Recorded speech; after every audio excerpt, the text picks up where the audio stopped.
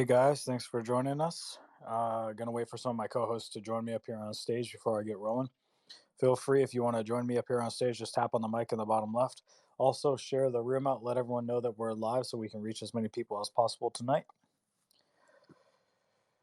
Tonight, we're gonna have some of the topics being mainly Bitcoin, and then we're gonna talk a little bit about the ETH merge. If any of you guys want to cover that topic as well, Plan C, I see you.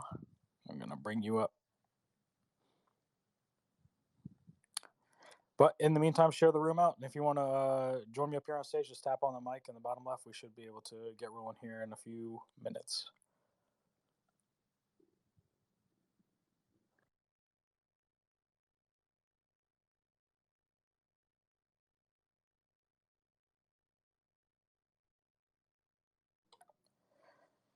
What's up, Scott? Zach. Well, hello there. Speaking of, here he comes.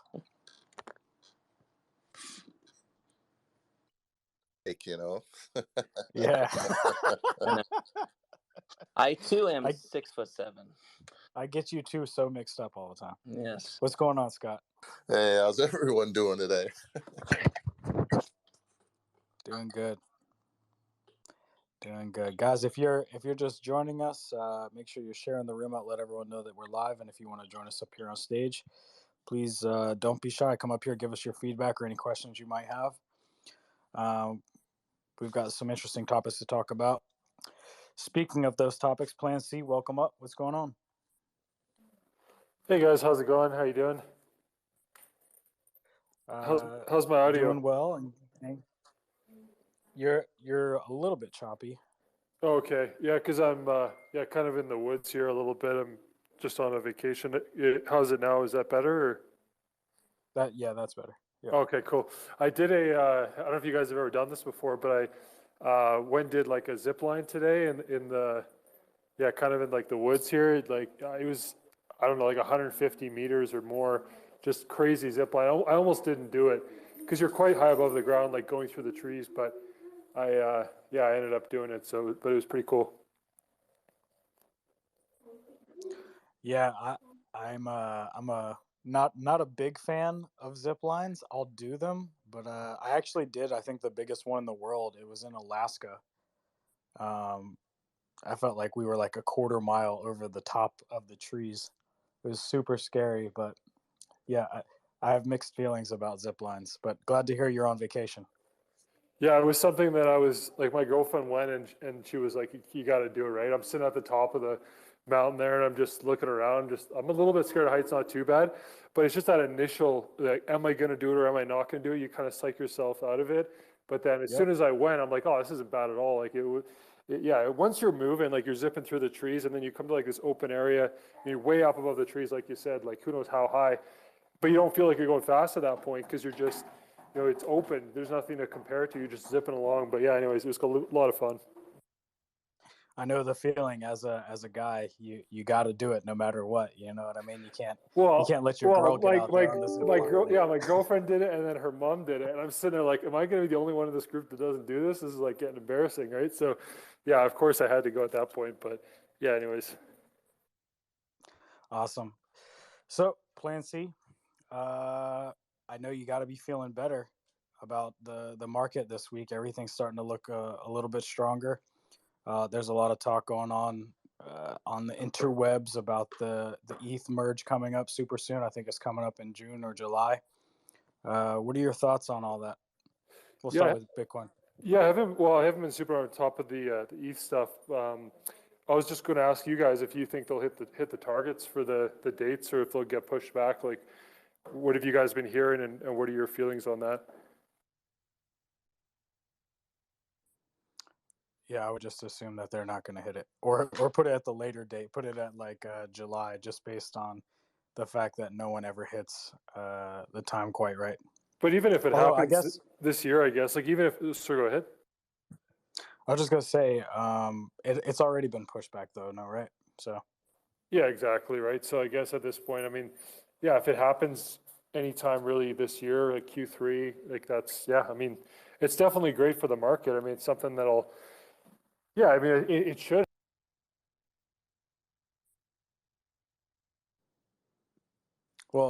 we lose him? Yeah, it sounds like his audio cut. Are you good, Plan C, or? Ignite the market a bit more if you guys feel like it will, or yeah, what are your thoughts on that? You cut a little bit. Just repeat that last sentence. Oh yeah, just wondering like your guys' thoughts on to what degree, it would actually help to propel the market. Yeah, I think it would help a lot. I mean, the ETH fees would go down. It would become a lot more deflationary than it is now. I don't see a downside. It seems like a lot of good things would happen, and hopefully it would lift the entire market as well. Yeah, and I haven't seen like exactly all the changes that go into it, but I've just seen kind of a supply shock turning it into a deflationary asset, which generally is good for the token holders. But this has been something that's part of a rollout over I don't know how many years now, before my time at crypto, and I know it's kind of infamous for that, but sometimes things get delayed, but when they finally do come out, they can be extraordinary. Yeah, I'm rooting for them. I don't think it's likely for them to do it on time, but I am rooting for them, and if they can pull it off, then all the better for everyone else. Plan C lost his line for a little bit, but Zach, what are your thoughts on the market? There's been some really interesting activity going on. And then last night, I think there was a lot of speculation that Luna was buying, or I saw two things: either Luna was buying, or someone was exiting a large short position. Either or are very bullish, and like I said in the last week, I think the sellers have been exhausted. Like there was maximum fear and maximum negativity. When Russia attacked Ukraine, and it's only up from there. Like, and I heard this funny anecdote, like, if there's threat of nuclear war, you should always invest, because either they're wrong and the markets will recover quickly, or they're right and money doesn't matter anymore. It's pretty sound logic there. Oh, crap. Guys, for the meetup in Miami, we should be getting something from the Celsius Twitter here around 9 p.m. So make sure you're keeping your eyes peeled for that location drop and time. So if you guys are going to be in Miami, well, are we dropping the location, or are we just dropping the sign up sheet for that? I think Bethany said they might drop the location as well on the Twitter, but I could be wrong. Okay. But either way, it's dropping at 9 o'clock. Keep your eyes peeled. Definitely sign up and get everything ahead of time. I think the location has a capacity of 200 people, but like usual, we will do the most that we can to get everybody in. So, but it always pays to be early. Yeah, it's funny how those capacities tend to expand, the days. Just watch out for Fire Marshal Bill. Just watch out for him. Plan C, welcome back. Yeah, sorry guys, sorry I cut out there. Yeah, I don't know how much you heard of what I was saying. I was just asking you guys more than anything about your thoughts to do with ETH kind of propelling the overall space, and like the merge, like how you feel it's going to impact like crypto as a whole. I would say it's gonna, like, maybe we're starting to see a buy the rumor moment, and then it'll probably be very positive because the change is overall positive, and then we'll have a sell the news moment, and then that would be like another opportunity. So if you're planning on, I mean, I'm a long-term ETH holder, so it doesn't really change my strategy here, but if I were to be trying to play the market a little bit, I would be buying now and then waiting for it to hype up, and then buying again after kind of the hype dies out, or there's a sell the news moment, because I think the fundamentals are going to be, it's a very positive change for Ethereum. I like too, Zach, how you said buy now and then buy later, and you didn't say sell. So you're definitely a hodler. Yeah, one does not sell these kinds of assets. Why would you do that? What do you guys think happens to these other platforms once ETH becomes like super cheap and easy to build on? Well, let's see if that happens.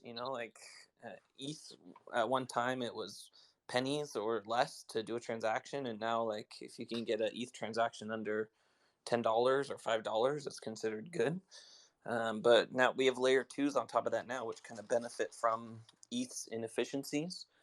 And then we'll also see, like, if it truly does become much more efficient, how that'll affect layer two adoption and scaling. But like someone like Polygon, I think they're going to be successful no matter what. And I hold Polygon, but I think they've entrenched themselves no matter how high the gas fees get or how low the gas fees get. Polygon is still going to grow exponentially. Yeah, I agree with that. Yeah, not financial advice, of course.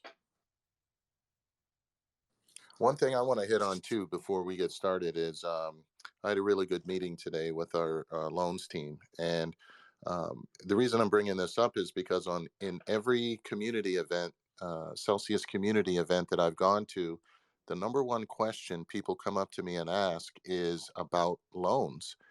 Many people will come up and ask, can they structure a loan this way or that way?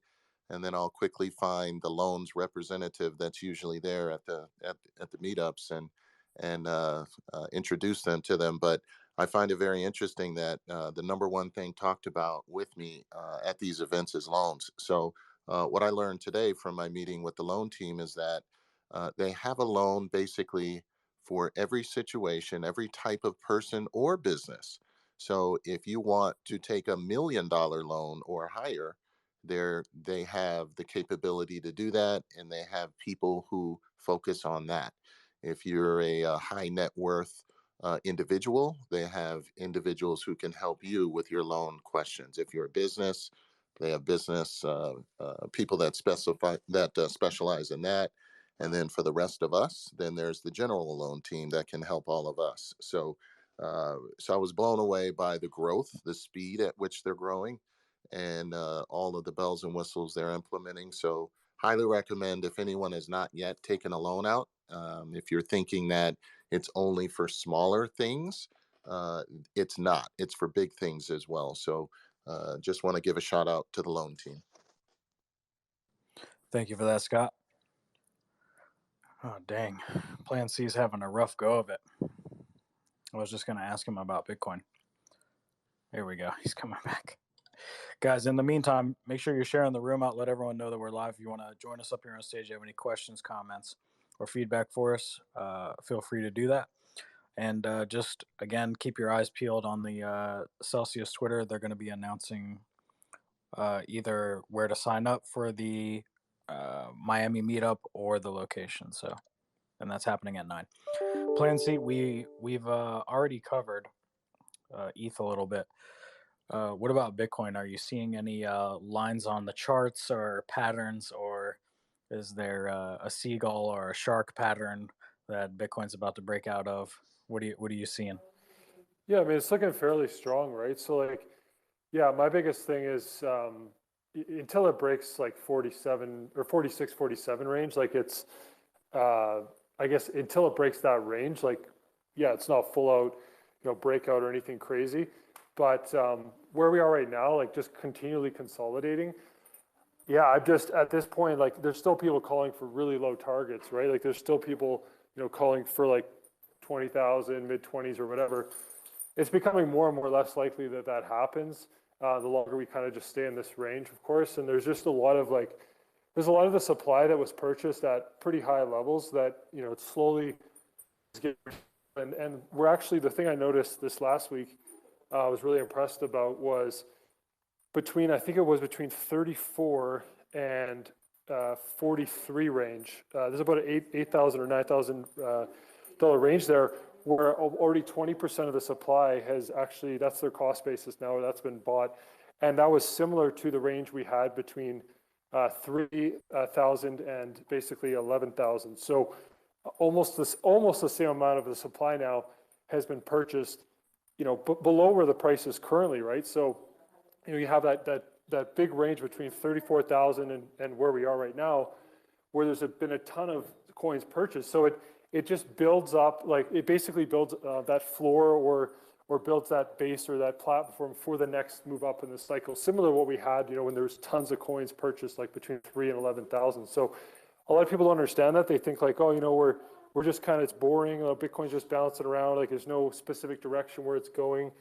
Every time it moves up a few thousand, people get excited. Usually it's based on like liquidations, like shorts getting liquidated and then longs get liquidated. But at the end of the day, I mean, we're just continuing to build demand in this range, which, I mean, 40,000 on Bitcoin, like it's just going to build that base for the next move up to whatever we end up moving up to. So yeah, I'm not in any rush. Like I feel like the longer we stay here, the better it is long term for basically for Bitcoin in the network. Like nothing else is really changing. Everything really looks good. Like the other thing I'm noticing, I'll just mention one last thing, is the 1 year hodl wave. So this is basically coins that haven't moved in at least a year. We're almost up to record highs. So the record is 63.5%. We're basically at 63. So we're hitting record highs when it comes to the amount of coins that are just being hodled, basically not moved in over a year. And that acts like basically rocket fuel for the next move up. You have a huge percentage of the coins that are not willing to sell until they see higher targets. And as we get to those higher targets, they will start to sell. But the fact that we're at that level, just to give people an idea of how important that metric is, the last time we hit an all-time high was a month before we started our massive move from 10 to 40,000. So it is significant. Like we're going to hit this all-time high in the next month, and that is basically telling you a huge percentage of the supply is just not willing to sell anymore, and they're just going to wait for higher prices. And so then you just need some demand coming in, but that's pretty much it. Plan C, I feel like over time, Bitcoin punishes the sellers by appreciating, and each cycle it creates more and more kind of confidence in the fact that Bitcoin goes up over time. Do you think that as the market works it out and we get more hodlers and less speculators, that this is going to have a long-term effect where people realize like, oh, it went up a lot in 2010, then it went a lot up in 2013, then it went a lot in 17, and then it went up a lot in 21. Like maybe it's just going to keep going up, and I'm not going to sell or speculate like has been in the past when more doubt was in Bitcoin overall. Yeah, absolutely, Zach. Like, I mean, you can see this across tons of different metrics. Like, I won't go into the details on all of them right now, but you can absolutely see the progression throughout the cycles, and the fact that you can see it in the hodl waves and in different aspects of the on-chain data. Like, it's becoming harder and harder for people to let go of their coins. Like people don't want to do it. The confidence in Bitcoin as a long-term asset, is something that is going to be significant. Like just every time we get a big announcement from a big company or a nation state, or just like so many different things that are occurring over time, just the adoption curve, as that occurs, right? Like there's still volatility, that's going to be part of it still as it's adopted. But yeah, totally what you just said. I mean, it's just, like I expect a lot of these metrics to keep putting in all-time highs. Like every few years, they're just going to keep putting in all-time highs because I think like Bitcoin, it's really interesting. Like it's just an interesting dynamic right now we have, because a lot of people are saying like Bitcoin is like fully risk off. But sorry, people are saying like Bitcoin is a fully risk on asset. And right now people are saying, globally it's more becoming a risk off climate. So shouldn't Bitcoin be doing really bad? That's what a lot of people are assuming. But we're going to see what happens, right? Are we going to see like Bitcoin, I don't know what you guys think on that topic. I mean, we've probably kind of talked about this in the past a little bit, but as far as Bitcoin being treated as risk off or risk on, mostly risk on at this point, probably, but it's starting to be treated as risk off for certain individuals. For sure, those long-term holders, like you mentioned, they see the future, they see where it's going, they see Bitcoin as risk off, at some point in the future. Yeah, I remember going through the last market cycle, and I got involved in Bitcoin when it was like breaking into 1,500, 1,700 for the first time, and then watched it go all the way up to 20, and then come back all the way down to like 3,150. And I remember thinking like, oh my gosh, if it ever breaks 20,000 again, people will never lose confidence in the asset again. Like how could you have such a capitulation and then break to all-time highs and never doubt it? But still you kind of see the same thing where now 69,000 is the expectation and everything below that is disappointment. And maybe that's just the sentiment of new people coming into the market. But once you go through these cycles, you kind of understand how it works and realize it is a long-term asset, and it punishes sellers of Bitcoin. Nobody that sold Bitcoin over the last 4 years was happy about it because they ended up losing value. Yeah, if you could see a sentiment poll, like if you could see a sentiment poll done on the different, like I call them classes or whatever, right? So you have, people that got in like 2 cycles ago. I mean, this is nothing. If they're still here, if they haven't, already sold and made tons of money, if they still want to be in the space, they're just laughing at this sort of stuff. For them, it's so easy. Their cost bases are so low. Even for people that got in like the 2017 cycle, like for me, this is relatively easy compared to what I went through that initial time. It's your first cycle that's the hardest. Obviously, it's the, you're just to stomach the volatility and to understand like how it all works. And we're kind of seeing that now. We're seeing like the newer class of investor that got in whatever 2021, this cycle. Maybe they got in at the wrong time and they're down or whatever. They're kind of being counseled or looking to the people that got in the cycle before that are saying, you know what, they're trying to explain like this is part of it. Like you gotta stick around. If you don't stick around, like it's just you're not gonna have the opportunity that you would have had, obviously. So yeah, it really does depend when you get in. It almost becomes hard to relate to people that are in the current cycle if you got in a cycle earlier. And yeah, you just have to kind of remember, like people that are new, like it's hard being down on a position and not selling when you're down a lot, right? And like we've all been there, I'm sure, at some point. So it's just like trying to help those people and explain to them, like, be patient, have a long-term outlook. I still think Bitcoin, just to specifically talk about Bitcoin, I mean, I still think Bitcoin has like 10 to 30x in it over the next 10 years at a relatively low risk. As long as you have at least a 5-year time horizon on Bitcoin, I mean, there's a good chance, like nothing is guaranteed, of course, but it still has significant upside potential. Like I would say 10 to 30x, that's just my opinion. Just, everyone has their own opinion, but yeah, but you have to have that 5+ year outlook, in my opinion, to really decrease your downside risk in investing with Bitcoin. I agree with you. And furthermore, I think for people who are paying attention, they're starting to see the signs of more corporations getting involved in Bitcoin, more companies, some governments are getting involved, mayors, cities. So as you see these start to come along, and then you see the stuff going on with the war, and people are putting up cryptocurrency, Bitcoin, Ethereum addresses.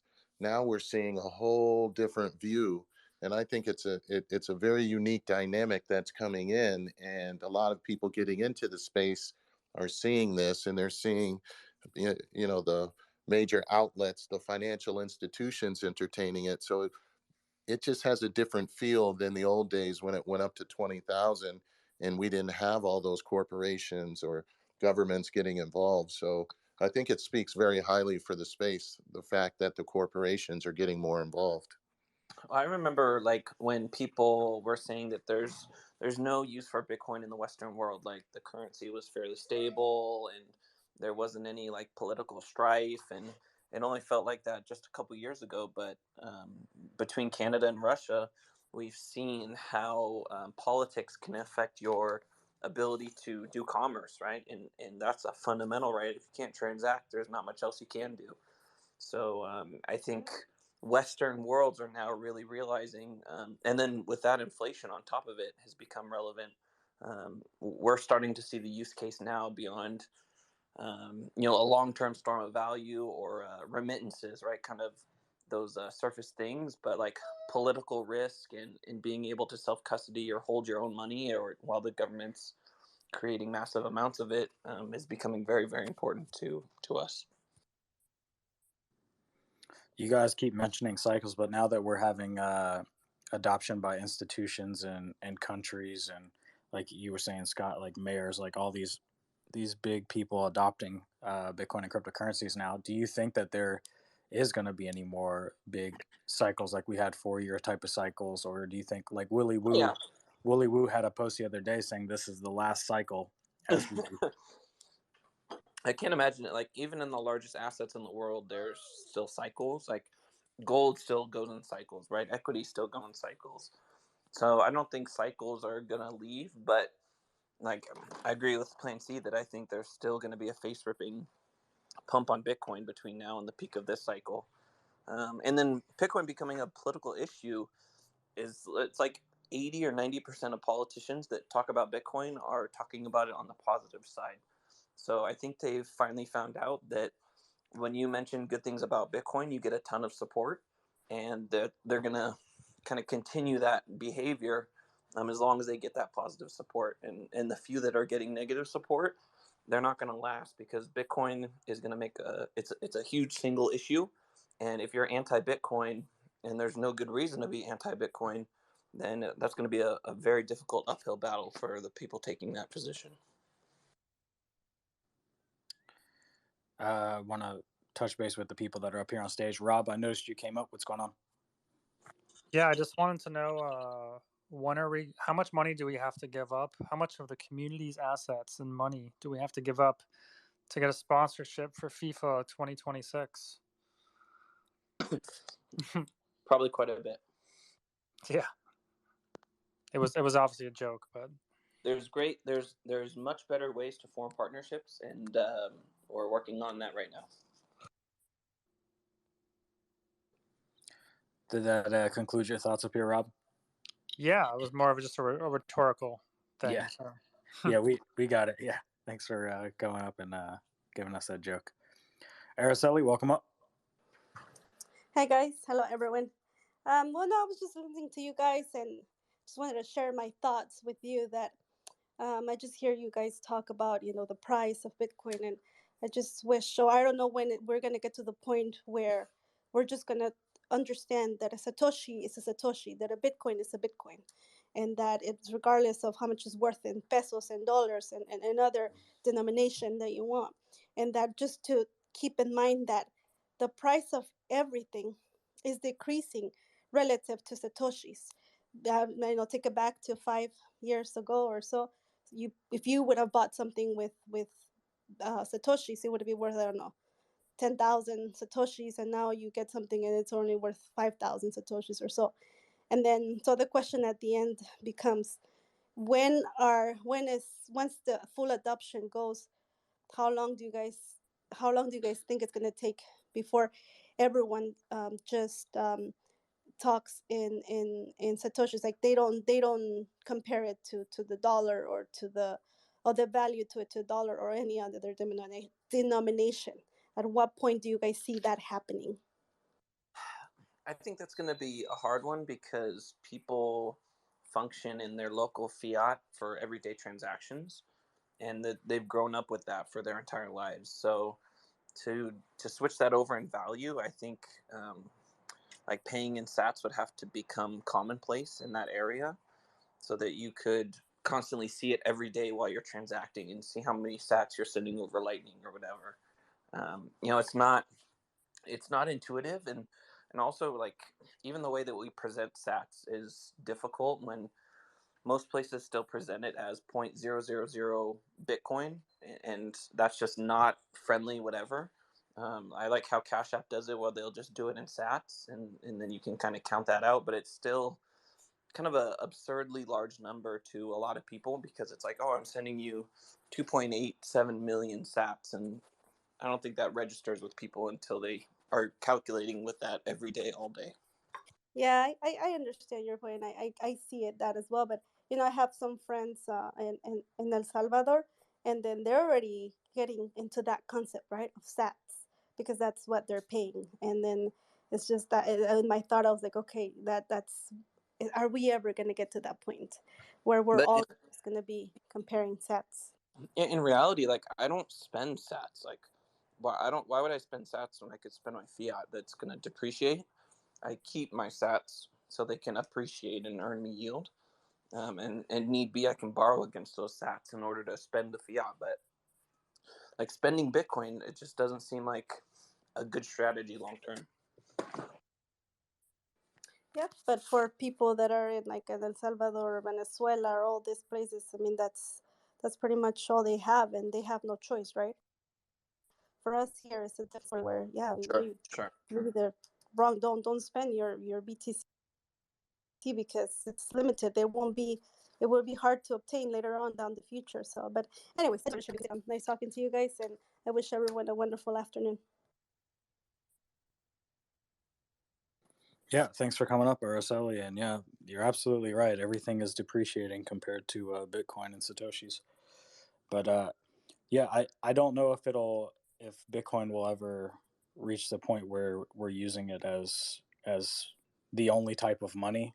If you look throughout history, payment standards keep like populating, I guess is the word I'm saying. Like, first there was shells, then we went silver, then gold.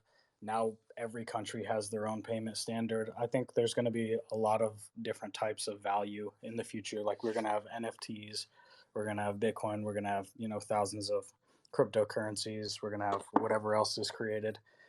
There's going to be a lot of seeing what's going on with Terra Luna, like having a Bitcoin or partially Bitcoin backed stable coin, if you will, or like tied to the fiat currencies. I think that's more of the direction that we're going in, and to keep a fine line between what is an asset and what is a currency. In the U.S. at least, right, or Western countries, I think that's going to be something that sticks, because the ability of the government and central banks to control the currency of the land is very, very important. And I think it's going to take more than just a cultural shift to get away from that. It's really the fundamental of our government and paying taxes and the structure of our entire financial system. So you don't believe that borders will dissolve over time? I mean, I don't think, not anytime soon, maybe decades out, but to move away from fiat as a means of payment, as a means of accounting, as a means of tax collection, I think that is still incredibly dug into society, and isn't going to change anytime soon. Yeah, Unless we have I a think currency collapse, and then maybe. Yeah, I just thought about how it's going to take essentially there being, yeah, I guess the digital world and the online world and the metaverse world, whenever that gets built out, you're going to need to have, I guess, a bigger percentage of society that value and identify with their virtual, whatever they're a part of, that becomes their currency, right? Like I think I agree with Zach. It is down the road. I see it all coming, where we will have, less borders, and you'll have options of different types of currency and baskets, different assets being a basket that'll back some sort of an asset. So it'll come down to just who do you trust and what community do you want to be a part of? And whatever that ends up being, I mean, that's kind of where things are going, but it's going to take, some time to transition there, I would say. And just one quick point, with Bitcoin, we're just about to get to 19 million coins issued. So there's only 2 million left to be issued. And that's 9.5% inflation remaining to the network.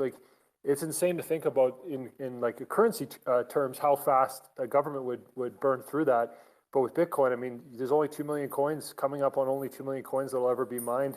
We'll get to 21 million, and it's just it's that there's that little inflation left in the network at this point, in this stage of the game. So yeah, for people that I would say, obviously the monetary policy of Bitcoin is vastly superior. Everyone kind of knows that's in the space, but the biggest thing people are probably not accounting for is the network effects that currencies have. It's ingrained into society, over a long periods of time. So it's just going to take time. Talking about the stats idea, it's just going to take time where more and more people gain that trust with Bitcoin, and it gets integrated to society more. You need that network effects of integration into the structure and the fabric of society. It's going to take decades for that to occur, I would assume. Yeah, good thoughts. Steve, welcome up on stage.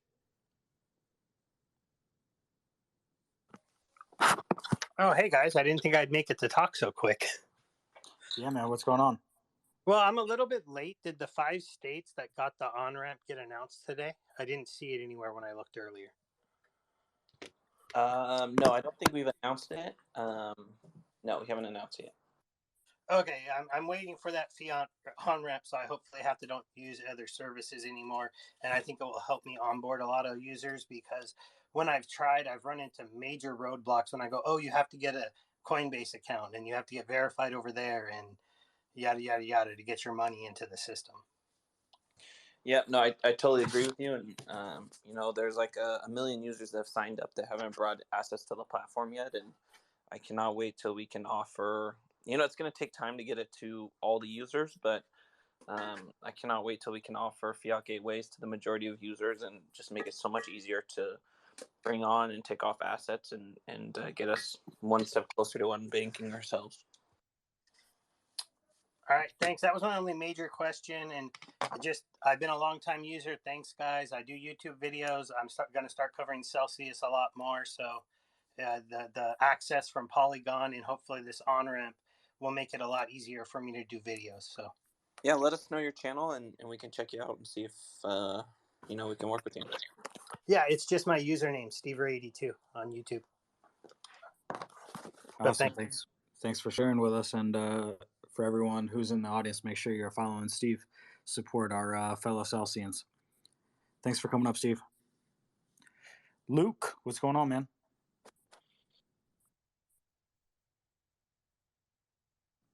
Luke, you have no audio. There we go. You're coming through now.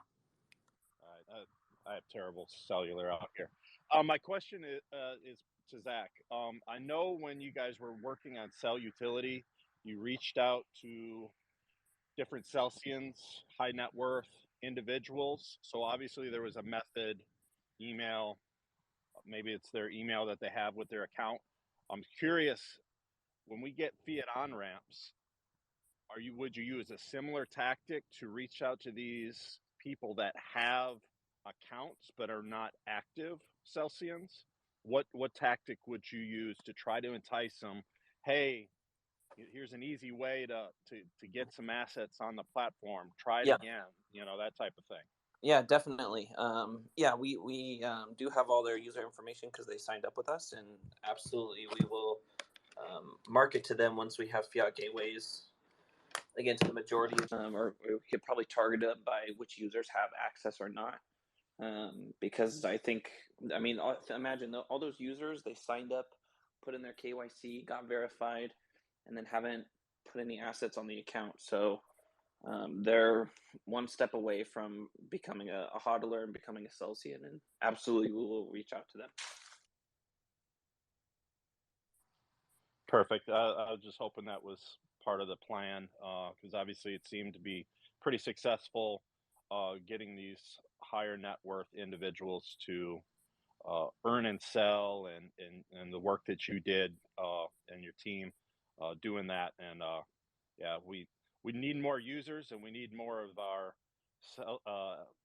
signups, current signups to become active. So awesome. Absolutely. Keep up the good work.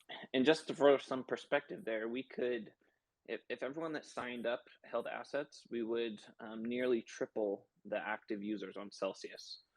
So that's, when we're talking about the scale of opportunity, we could triple our active users if everyone that signed up held assets with us. And, you're not going to get all of them, but I think we could easily double what we have today just by activating those existing users that haven't brought assets to the platform. Massive opportunity, absolutely massive. Yeah, and I think we're working on strategies to make that happen, but more to come on that. Thanks, Luke. Thanks for joining us up on stage. No problem. That's it for now. Thank you. Awesome. Guys, make sure you're sharing out the room. Let everyone know that we're live. And if you want to join us up here on stage, just tap on the mic. Any feedback, questions you might need answered, feel free to jump up. We don't bite. And we should be getting an update on the Miami meetup. So if you're planning on coming down to Miami, we should have more information around 9 o'clock tonight coming out of the Celsius Twitter. So keep your eyes peeled on that. Are there any other questions, comments, or feedback up here on stage? I got one. Go ahead, Scott. No, I was just going to say real quick that I think we're doing something right, because I was talking to some people from the community, and they're forming a LLC, and they're planning on the location of their LLC where we have swaps. So just think about that. I mean, people are strategizing where they're going to set up shop based on where certain products are available. So I think we're on the right track.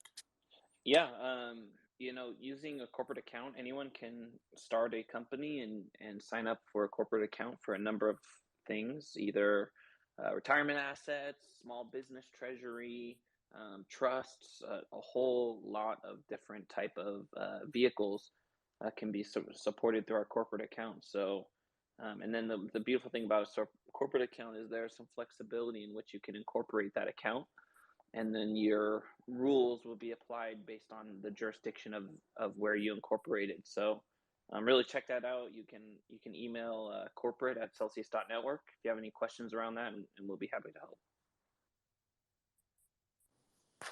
Awesome. Techie, welcome up. Hey guys, it's Techie. How are you? Today is my first day as an ambassador. Very excited. I'm just glad being part of the community now. Hopefully, I can do more with everybody. And I do have a question. Everybody, really community driven. And I was wondering if, everybody onboarding their friends, their family, their neighbor, do you guys ever built out something like a Celsius community tree where just an idea like in the app, everybody you onboarded, it's kind of linked together. You might not have to provide their information, but like a picture of your cousin or your brother, and then you're like, hey, these are the people that started, and you were the initial seed to kind of branch out in this community. And then, as you build your community, and you can look back and you're like, holy cow, I've onboarded or helped unbank all these people within the app or somewhere on the web or something like that. And as your community grows, you see how they branched out. And then, I mean, you don't have to show their information, but like your direct branch, like LinkedIn, your first contact, and then your second peer contact or something like that. Then you could see like, wow, just me alone, I started with 10 initial community unbanking, friends, family, neighbors, whatever.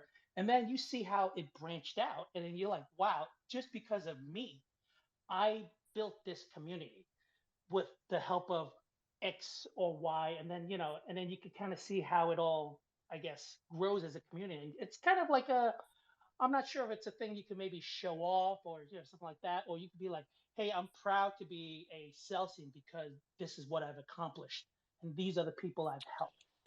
Yeah, nothing like that. I think that would be extremely difficult to build, because there's a lot of privacy issues and concerns like that. But an interesting idea, or like, the biggest thing we've seen people do is like build Telegram channels or build Twitter handles and those kinds of things that invite new groups of people and have grown to considerable size. But like a tracker of referrals, I think that would be very difficult to do. It would be very difficult. Do me a favor, though. Email me. I'd like to talk to you further about your ideas on that. But it would be challenging, as Zach said. But still, if you have some time, reach out to me so we can discuss further. Okay, great, Scott. Thank you so much. Huddle on, guys. Thanks for coming up, Techie.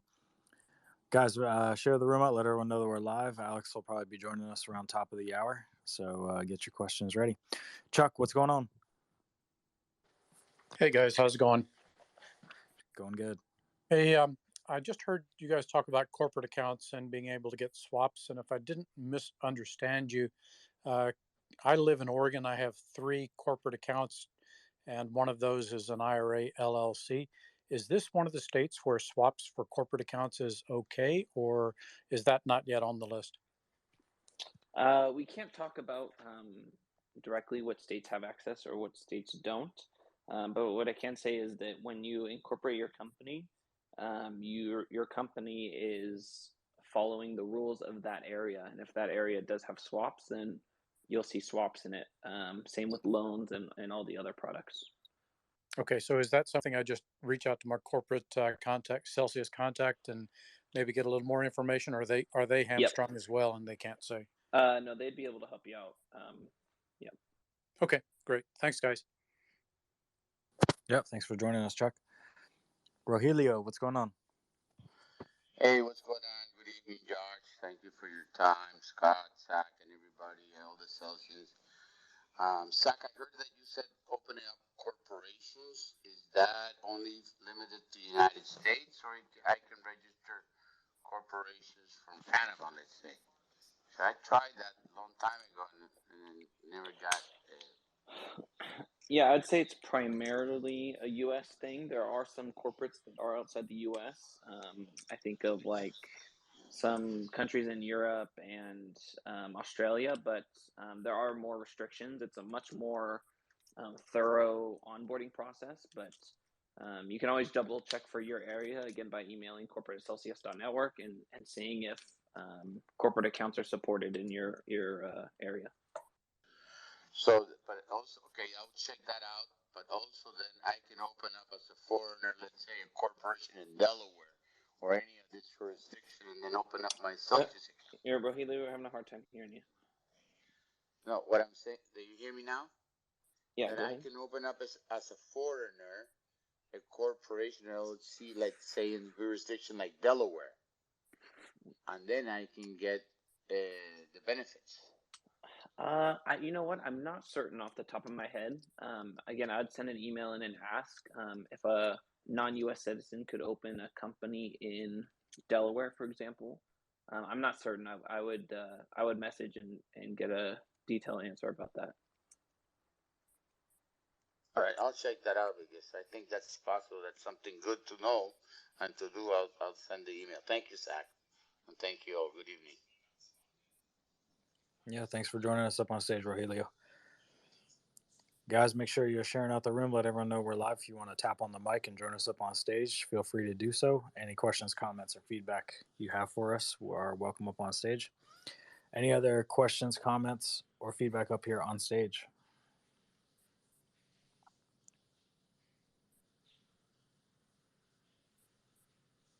Alex will be joining us around, hopefully in about 10 minutes, so get your questions ready, guys.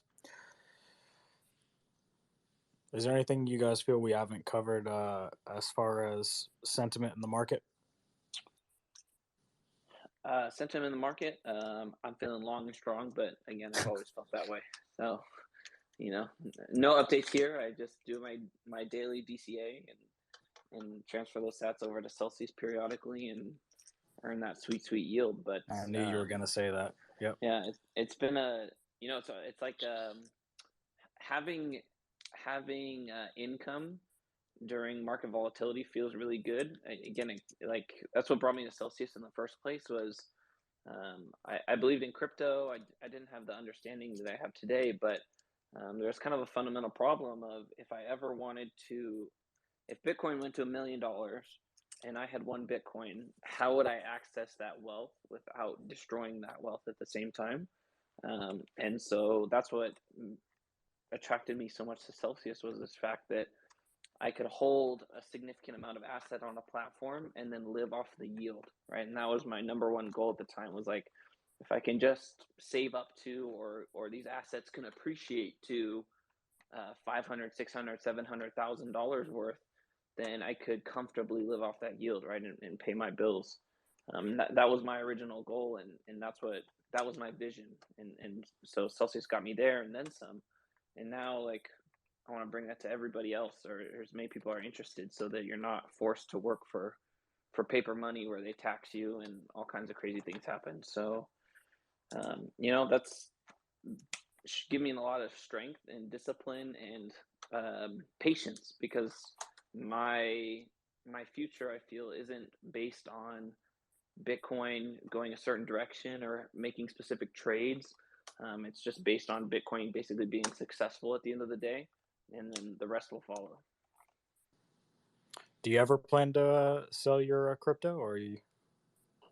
No, I really don't see any reason to. Like, now that I can borrow against it, you just have to be very responsible there. But why would I ever sell coins today for them to just appreciate 2, 3, 4, 5 years from now? It doesn't make sense to me. I think I just buy assets that I have a very high level of conviction, and I plan to hold them indefinitely. And again, just get that yield. I'll sell the yield maybe. I've sold some yield in the past, and I guess that's the exception. But since getting access to loans, it's been very, very easy just to hold on to everything I need. And if something big comes up, just take a loan against it and hold that forever. Got you, Scott. I know that we've absorbed some ambassadors as of late. Do you plan on replacing them, and have things changed since you've changed the paperwork? Yeah, the two people that we hired, Araceli and John, were two of our some of our most strongest ambassadors that everyone knows. So we are definitely trying to fill their positions, which is hard, but because we've eased up the restrictions on the ambassador program, now it's easier than ever to join us and to be with us and have fun with us. So we are seeing record numbers of people coming into the ambassador program. So which is very encouraging, very, very exciting. So I'm very excited about that because we're doing a lot of things. We're going to be expanding even more after my meeting with the VIP loan team. We have a lot of great synergies that we're working on. So a lot of exciting things are happening. But yeah, hiring those two was kind of hard in terms of the leadership of the ambassador program because they were pillars, the pillar ambassadors. That's why we snatched them up. But we do have a nice, strong bench right behind them. We have a lot of good people that are going to fill that gap, and we're constantly adding more. So highly encourage anyone who's interested to have a look. And that's like a history of Celsius, right? Like Alex and Wasim and many others have kind of hired these really high performing long term ambassadors of Celsius. And then it's always a race to find the next group of people to kind of step up and want to take that initiative or get that attention and do that work. So it's cool to see the generations continue to be adopted into the company and bringing on that premium talent. Yeah, I agree. Pete, welcome up. Hey, good evening, everybody. Quick question for Zach. Zach, you had mentioned that you DCA daily for Bitcoin. Not financial advice, but is there a certain time of day that you do your buys on, or is it do you actually watch the market to pick a time, or do you just have it set so that it's kind of like a peace of mind thing? Yeah, no. I just have it through Cash App, and I don't know. I think it goes off at like 9:30 something in the morning, and it buys Bitcoin, and then just accumulates every day. I keep it really super simple, and just do an amount that I feel comfortable with to buy every day, and I just let it run, and every couple weeks I'll send that over to Celsius. So yeah, just very, very simple. I think people have a tendency to really overthink it, and that will actually inhibit them from just buying Bitcoin in the first place. So I just keep it super simple. I buy every day, and I transfer it to Celsius every few weeks, and that's my strategy, and has been my strategy for probably almost a year now.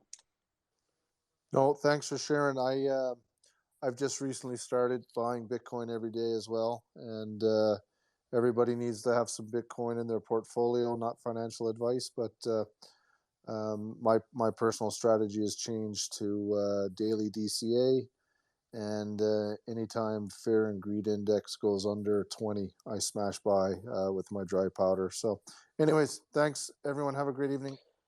Yeah, I do the same. Like when I have extra cash, instead of just spending it on some nonsense, I'll throw an extra $100 or $200, or a gift comes in, whatever. Throw half of that, spend half of it on something I like, and then throw half of it at Bitcoin. It's again a really good way to just save, right? And what's been so interesting for me to see is I got my parents and my sister doing the same thing, and they've never been savers their entire life. I was always naturally a saver, and I did really well at that, but my parents are definitely not. But specifically my dad, when I finally got him hooked up on Celsius and Cash App, he like gamifies it. He's like, oh, the price is going down. I'm gonna buy another whatever, $50 or $25, whatever it is. And because he's instilled the confidence now that like I know over time it's gonna go up. So it's kind of that thing where you don't change Bitcoin, Bitcoin changes you. And I see this stark difference in his behavior when it comes to his personal finances, just because he can easily buy an asset that he's got long-term confidence in. No, I appreciate you sharing. I personally have been able to be in the habit for the last 20 years of putting money aside for savings, but now all that's going into Bitcoin, and you know, I still think it's a 5 to 10 year play, but you know, I just want that peace of mind too, where I don't have to get up in the morning and first thing I do is check the price of Bitcoin. But I'm almost to that point, and I'm just doing the DCA now. So thanks, everybody. Yeah, thanks for joining us, Pete. Go ahead, Scott.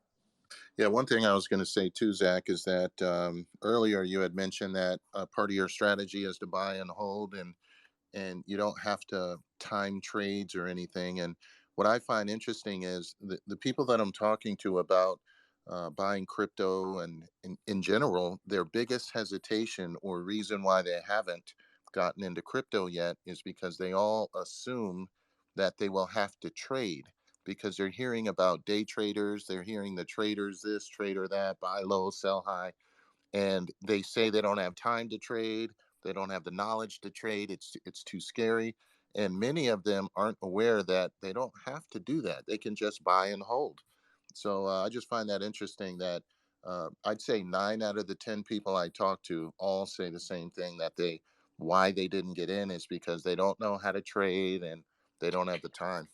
Right.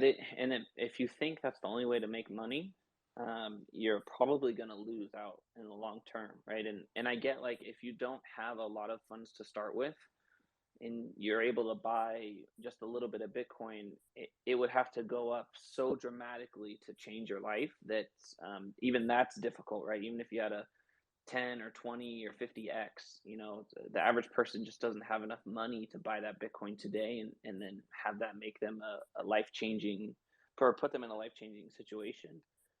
So it's really the yield that changes that whole game. Is when you're compounding your yield on an appreciating asset, that brings financial independence so much closer than anything else, right? And you can't really save in fiat anymore.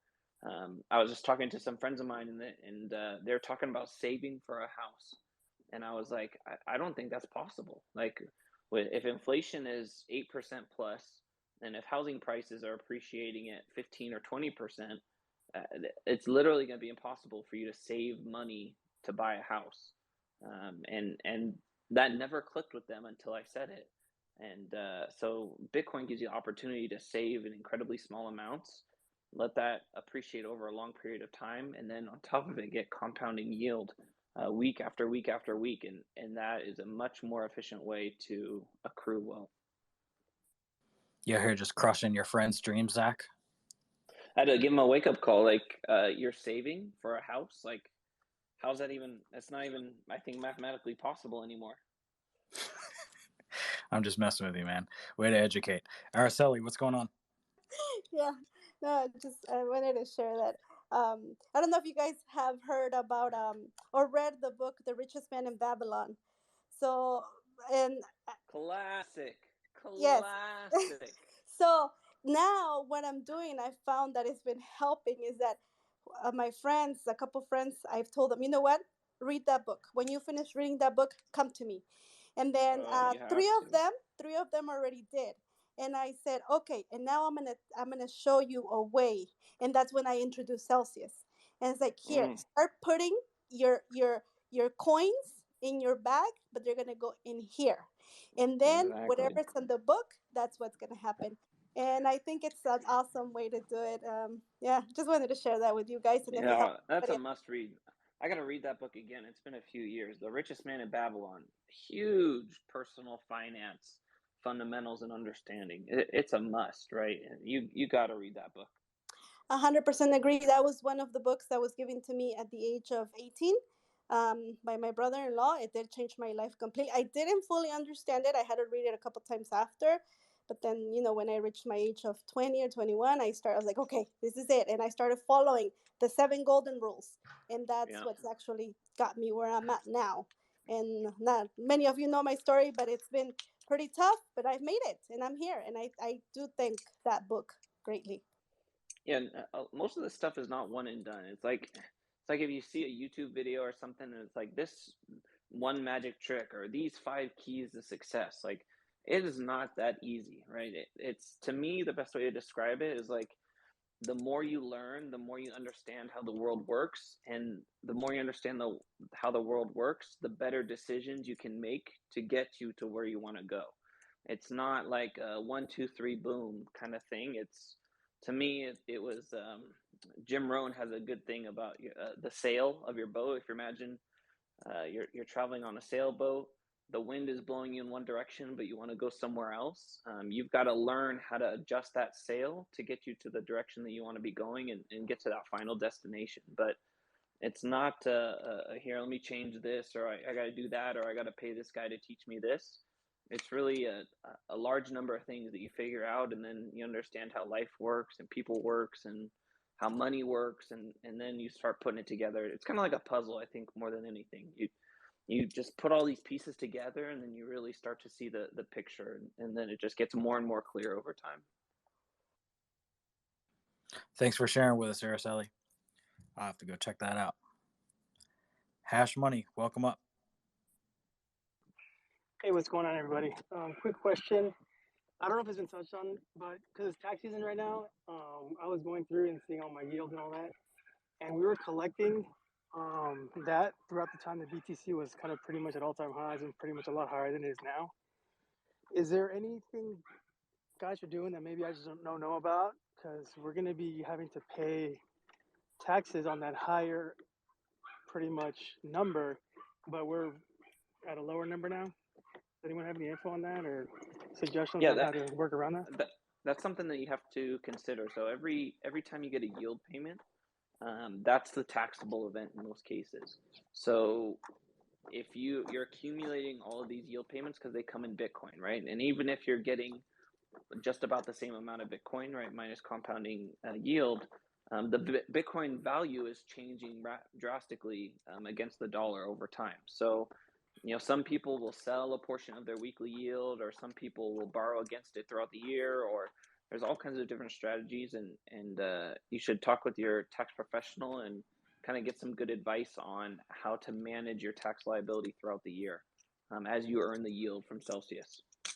Got it. So pretty much the strategy isn't to hold it all year, see what you got, and then at the end of the year, hopefully, because it's not lower in dollar value. Yeah, you got to be careful because that happened with a lot of people in 2017.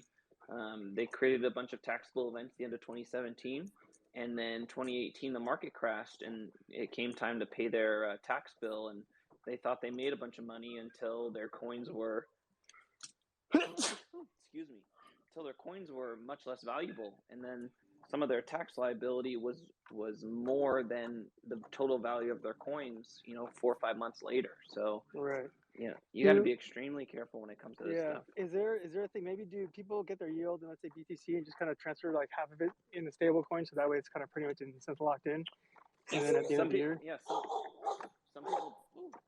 Some people do that, but again, you got to find a tax strategy that works best for you. But some people take part of their yield and convert it into stable coins, or in order to keep that aside for paying taxes at the end of the year. Got it. Okay, perfect. Thank you. Appreciate it. Thanks for coming up, Hash Money. Reagan, what's up, man? Hey, Josh. How you doing? Well, I think maybe a couple of questions for you, actually. The Platinum for Life status, and also the Celsius NFTs that you were looking to drop to the community. Is there any updates on either of those? The Celsius NFT, I'm waiting for a 3D artist to finish those up. Unfortunately, they are focusing on building out the booth and everything for Miami at the moment. Awesome. And the Platinum for Life status thing, what's the latest on that? Zach. Yeah, we found that really hard to apply actually. So we're building basically a switch that we can turn on for platinum users without the only other way to do it was through tokens or the percentage balance. And as much as I would like to give people 25,000 cell token, we just can't do that from the company's perspective. So we're building a switch in the back end in order to be able to basically adjust someone's tier manually instead of them getting the qualifications. And then we can do Platinum for Life on awards or specific community members or things like that. Awesome. Now maybe one more for Scott as well, because I think from what I understood, Scott had a bit of a goodie bag of cell that he could sort of shell out when you saw fit. Wondering if you've had any instances of being able to do that or any future plans to do so. Is this a question for me or for Zach? Oh, whoever's got the goodie bag. I know that someone's got it and was going to be making it rain to a few people. Or at least that's what I thought. So. Well, I don't have a goodie bag per se. I do have a budget, but I do have to be a little responsible with that budget. But I allocate the budget as is warranted.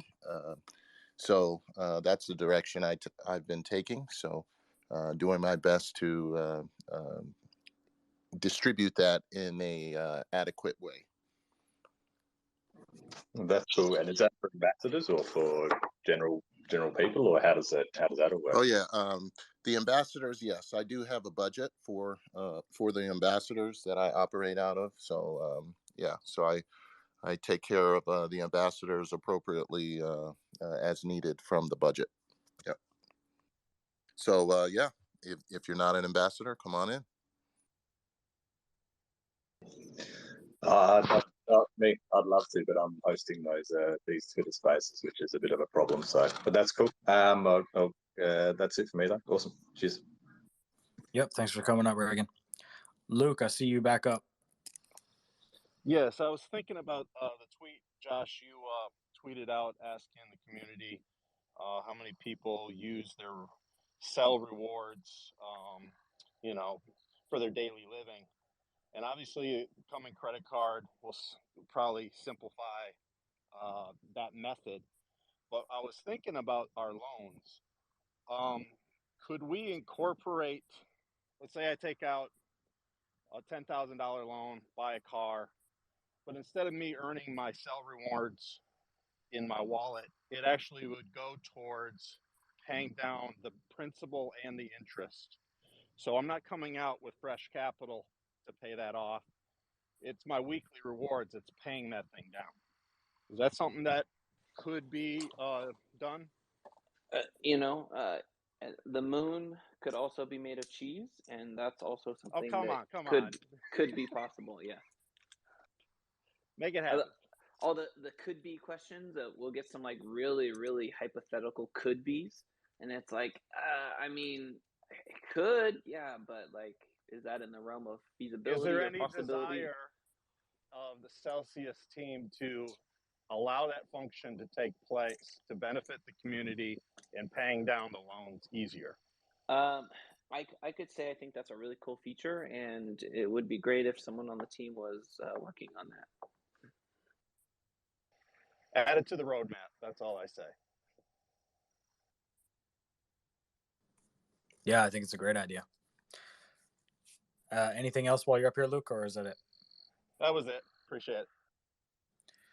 All right, Rahilio, you're back up. What's going on? Yeah, I just checking out the Cell Pay feature in my app. I'm from Panama. Before, we used to do Cell Pay with Ethereum, Pax Gold, and Bitcoin. Now they eliminated the Ethereum a couple of days ago. Is there any reason for that? No, I was not aware of that. I don't think there's any regulatory issues with Ethereum, but I'll have to ask about that. Yeah, all right. Also, but I was just curious about it. I just checked it out, and I said, well, there was some issue or so any reason that unexplainable, but it's okay. Selfpay still works with gold and Bitcoin. That's more than enough to get people signed up for Celsius. That's what I do. Awesome. Thanks for coming back up, Rogelio. DJ Cell, what's going on? Hey y'all. Cellcat, the other day, you actually brought up how the rewards notification that pops up on the screen, the UI, whenever you get your rewards, is kind of flashy. It's really cool with the confetti and all. But he did bring up a good point on how it could be seizure inducing. I don't know if maybe that's just our phones or if anybody else has had this, but if this is the case, who could I talk to maybe submit a ticket to look at this? Yeah, I think they did see that and are considering making a few changes there to prevent anyone from having that issue. Yeah, I think they saw that conversation, but I'll forward it again to the product team to see if they can adjust that lighting or make it less flashy. Awesome. Yeah, I think it's one of the confetti, wherever the camera is, the perspective, some of the confetti is just getting really close to it and it's just a big flashy blob. But I'm glad you sent that over. Thank y'all. Yeah, thanks for joining us up here on stage, DJ Cell. Mac, what's going on? Earning rewards in a single token like a stable coin. And also, I think that would, the last person about earning the rewards to pay down their loan, if you were able to get your rewards in a stable coin and then pay in the stable coin, that's basically what it would be doing. So I was wondering if we were going to add earn in a single token, like a stable coin or a Bitcoin. Yeah, I think that is actually something that we are building out to be able to earn in different assets or to be able to earn specifically in stable coins. Has been a request a long time, and I think we are working towards that. Mac, did that answer your question? Yeah, you're breaking up a little bit, but I heard the first part. All right. Guys, make sure you're sharing out the room. Let everyone know that we're live. And if you want to join us up here on stage, just tap on the mic. If you end up in the request, just hang out. I'll get you up as soon as I can. Alex, welcome in. Hey, guys. What's up? How's it going? Not much. Having a good night. Can we check in with you? What's your feel on the market right now? It feels like it's headed to a good place. Yeah, like I said, we definitely holding. When the stock market's going down, the cues we're holding, and when the stock market is going up, we're going up. So that's what you want to see, right? So we beating the QQQ, we've beaten the index, so all good. Like I said, normally. Bitcoin would be down 2, 3, 4 times more than the stock market. So right now Nasdaq is down 15%, so we should be down 45. And since the beginning of the year, we're only down 11%, so better than Nasdaq. Right, that's exactly what you want to see. Do you see anything coming up in the next month or so that could be like a headwind for the crypto market, or are we free sailing here? There's never free selling in crypto. It's like if you want to free sell it, go to the Bahamas. This is like the North Sea, where there's always a storm brewing. So if you're used to it, great. If you're not used to it, then you got to retire to the Bahamas. Hodling through the storm in the North Sea. That's how you have to think about it. Got it. All right, you ready for some questions? Sure. Yeah, we're gonna have a special guest on our Friday AMA, by the way. James from Invest Answers is going to join us live. And on top of it, we'll have a few other guests from the Celsius team. So prepare your questions. And we're going to be talking about inflation, deflation, all kind of other stuff. Watch his last episode from yesterday. where he's talking about a lot of these topics. So I think he's preparing some of the materials for the Celsius AMA. Great guest. I'm glad he's coming on. I don't think there's a person that dislikes him online. All right, moving on to questions here. Dr. Casey, I believe you were next. Oh, hi. So now the swap function is available. So I'm just wondering if there will be a DCA function in app installed soon. Like say, can I just set up a DCA to convert stables to BTC? Something like that. Anyone wants to take that? Yeah. So the swaps function is, I think, technically still in beta, and there's still a lot of cool features that we're planning to build into that. So, including more stable coins, more trading pairs, other assets that come onto the platform, and then more sophisticated functions like limit orders, dollar cost averaging, all that cool stuff. This is version 0.5. This is not the final version of swaps. Got it. Sounds great. Thank you. Yeah, thanks for joining us up on stage, Dr. Casey. Some dude, what's going on?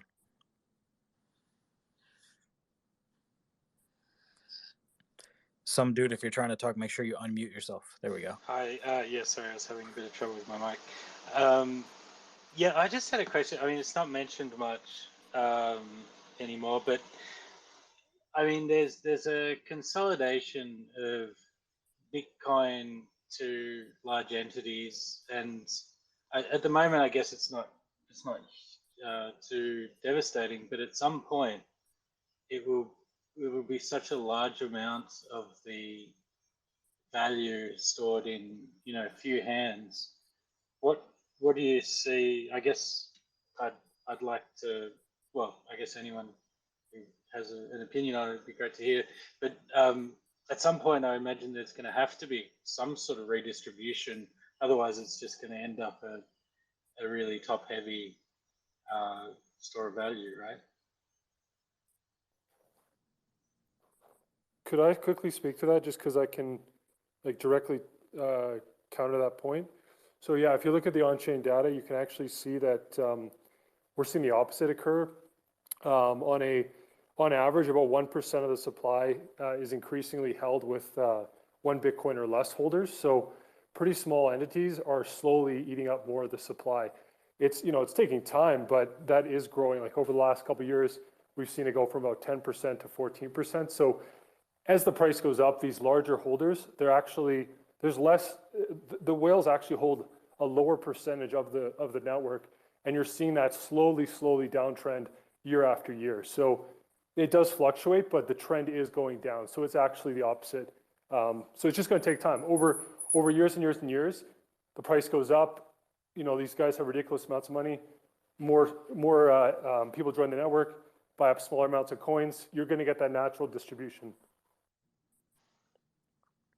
Cool. What I guess, yeah, I get your point, but what I really am thinking about is more like entities that are just accumulating. So like Michael Saylor or these miners, like if they just continue accumulating and never selling, it's great for now, but at some point it's just going to be ludicrous how much of how much they've got. I think maybe I'm wrong.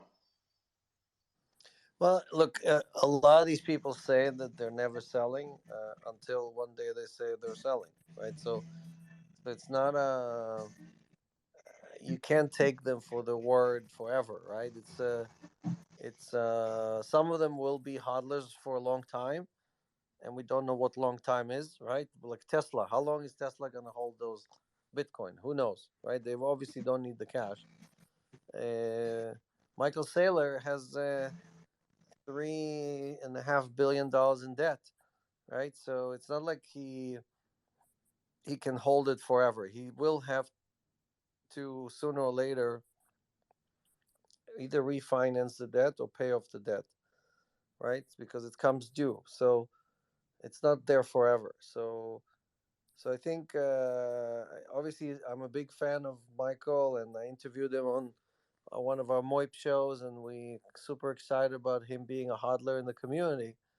But finances are finances, and if you have to pay down or refinance, you may have to sell some Bitcoin or refinance the loan or whatever. So I think at certain price levels, there are always more sellers, right? Obviously, if Bitcoin right now was at $1 million, there would be many, many more sellers at $1 million than at $42,000. So we just don't know, since we've never gone over 65,000 or 68,000. We don't really know who is selling at those higher levels, and that's when they're selling. There's going to be change of hands, which will further decentralize or redistribute the wealth from the rich to the new buyers. Cool. Thanks. Yep. Thanks for joining us up on stage. Kylo, you're up next.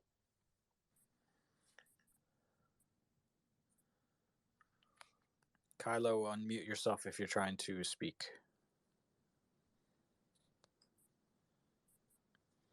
All right, going to move on to Natalia. Hi, everyone. Hi. Hi. I am, longtime listener, first time caller.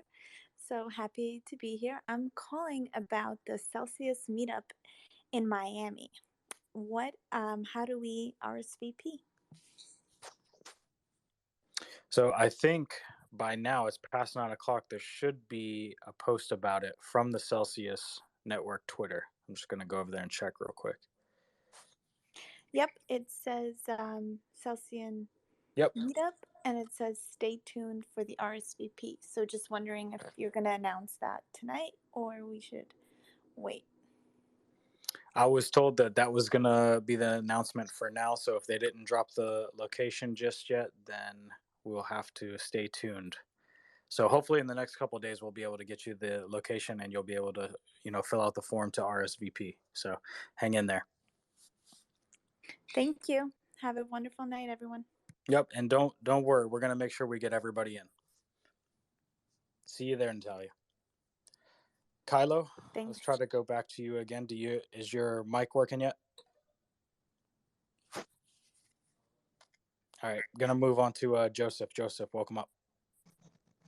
Hey, thanks for having me. I'm wondering when we're going to get onboarding, Celsius, onboarding, offboarding, and also if Alex thinks the bottom, we hit the bottom.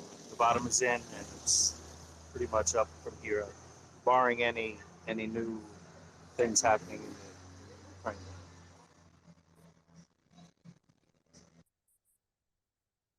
Ukraine. You guys want to take it? Did you catch it at all? He was cutting up a lot. Zach, were you able to catch what he said or no? No, I couldn't hear what he's saying. Joseph, do you mind repeating again? Sure, maybe I have a bad connection. When are we going to have onboarding, offboarding on Celsius? And what does Alex think of in terms of the bottom being in? Is it hopefully up from here, barring any new problems in Ukraine? So for the fiat on ramps, we're getting very close. So I think we're going to be doing some internal employee testing here in the next couple weeks, and then starting that rollout. Again, it will be a rollout, and not everyone's going to get access at the same time, but we are making some progress there. I think we are opening California next week as the first test, first market for on ramps. Yeah. So that's going to be kind of a state by state thing. Like in Florida, we're not able to do swaps yet. Is it kind of a similar pattern that's going to take place with onboarding on ramp? Yeah. Yeah, because we got to get MTLs and all kind of other stuff. So as they come in, we'll open different states. There's states that are quick, and then there's states that are slow, and then there's international. So that's kind of like the three different buckets. But they're already going state by state and putting the plans. So again, hopefully California. I think it's like 6 states with California, and then the rest. And do you think the bottom was in a few weeks ago, Alex? Kind of possibility of another Look, thing? I told you guys, I'm not a believer that Ukraine is going to get better from here. I think it's going to get worse. I just don't see Putin easing up, and I don't see Zelensky walking away or giving up the fight or compromising on, for example, giving the Russians a part of the Ukraine as a settlement. So you have two opposing forces just willing to fight it out. And there are already thousands and thousands of casualties on both sides, right? Um, so everybody is like digging in their trenches and keeps throwing bombs on the other side. So I think things are going to get worse before they're going to get better. So I do expect. You saw in my MA, I mentioned I sold all my stocks on Friday. I don't see us. I see us having another correction before we go higher. So I don't think we're going straight higher from here. All right. Thank you very much. Thanks for coming up, Joseph. Alex, on that same kind of page there, Biden yesterday said that a major cyber attack is imminent. Is there anything that we're doing at Celsius to maybe prepare for a big wave of cyber attacks coming out of Russia? Well, we are in that state that Biden mentioned. We're in that state every day, 365 days a year, right? So we live in a state where imminent attack is upon us every second, right? We don't need a notice from the president to be in that state. So, I think what he's talking about is that he's basically preparing the American people to the fact that because we, the United States, are funding / providing weapons to the Ukraine, and we're causing the Russians to have a lot of casualties, thousands and thousands of anti-tank missiles, tens of thousands of anti-aircraft missiles, right, that are obviously causing a lot of pain to Russia. The Russians are basically saying, you fighting with us, we'll fight with you. So, and they're going to do it through cyber attacks because it's very difficult to prove, that cyber attacks are, that they came from the Russian military or anything like that. So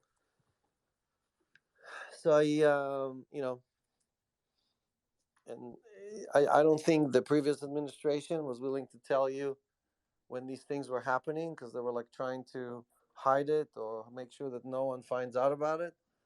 But I think you've seen, a few days before they invaded into the Ukraine, right? The Russians invaded into the Ukraine. That Biden came out and said, "Hey, an invasion is imminent. It's going to happen next few days." Kind of preparing everybody for that. So if he's telling you it's happening, it's probably going to happen in the next week, right? Something is going to happen. They're going to attack the electric grid. They're going to attack the, something, right? So I don't think they're just trying to scare us for no reason. Yeah, that was kind of my sentiment too. Just wanted to ask you that as far as Celsius was concerned. Thank you for answering that. I'll move on to Lloyd. Welcome up, Lloyd. Hey guys, so I had a question related to the Celsius product and the ETH2 merge. There's a lot of kind of articles and a lot of people talking about if and when the merge happens. Hopefully it does happen smoothly. But the staking percentage is likely to increase. I think there's talk around about 10 to 12%. And just wondering if that would be then likely that the percentage that Celsius provides on ETH would increase.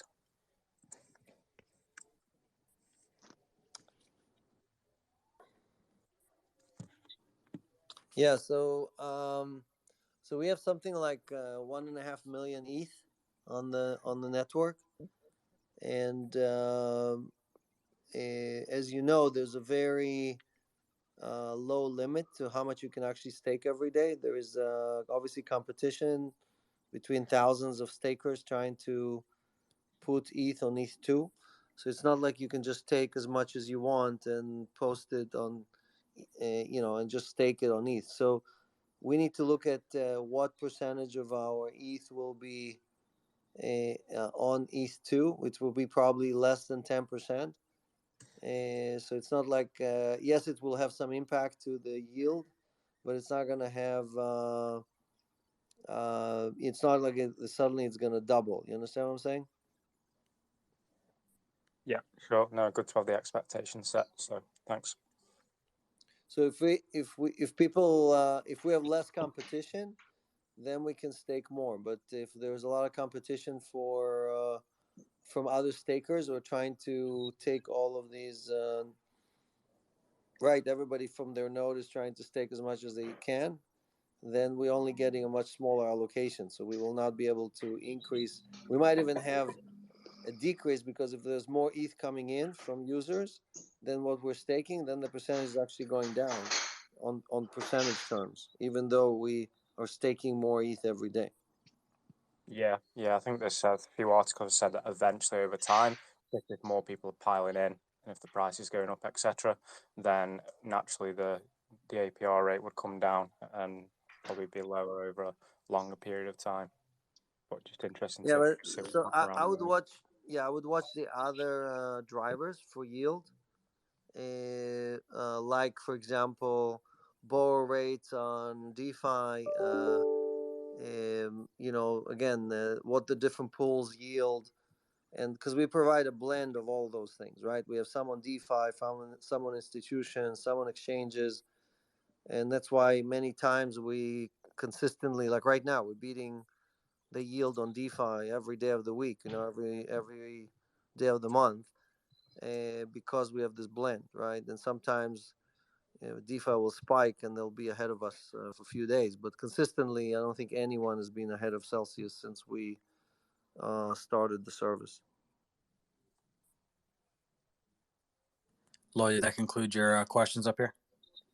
Yeah, great. Yeah, it's good to hear that kind of more detailed insight, real insight in the inner workings of how it works with Celsius as well. So great, thanks. Thanks for coming up, Lloyd. Jason Purple Puppy, you're next. Hey guys, just a quick question. About 2 Tuesdays ago, we talked about trying to get the stablecoin swap for GUSD, and I wanted to see if there was any progress, because it's the easiest stable to onboard with no fees. Yeah. So I've talked to the swap team about it. I'm actually meeting with a guy who's the project leader on swaps on Wednesday, tomorrow. So I'll be sure to mention to him again about that. But I think it's something that'll come over time, but nothing in the immediate future.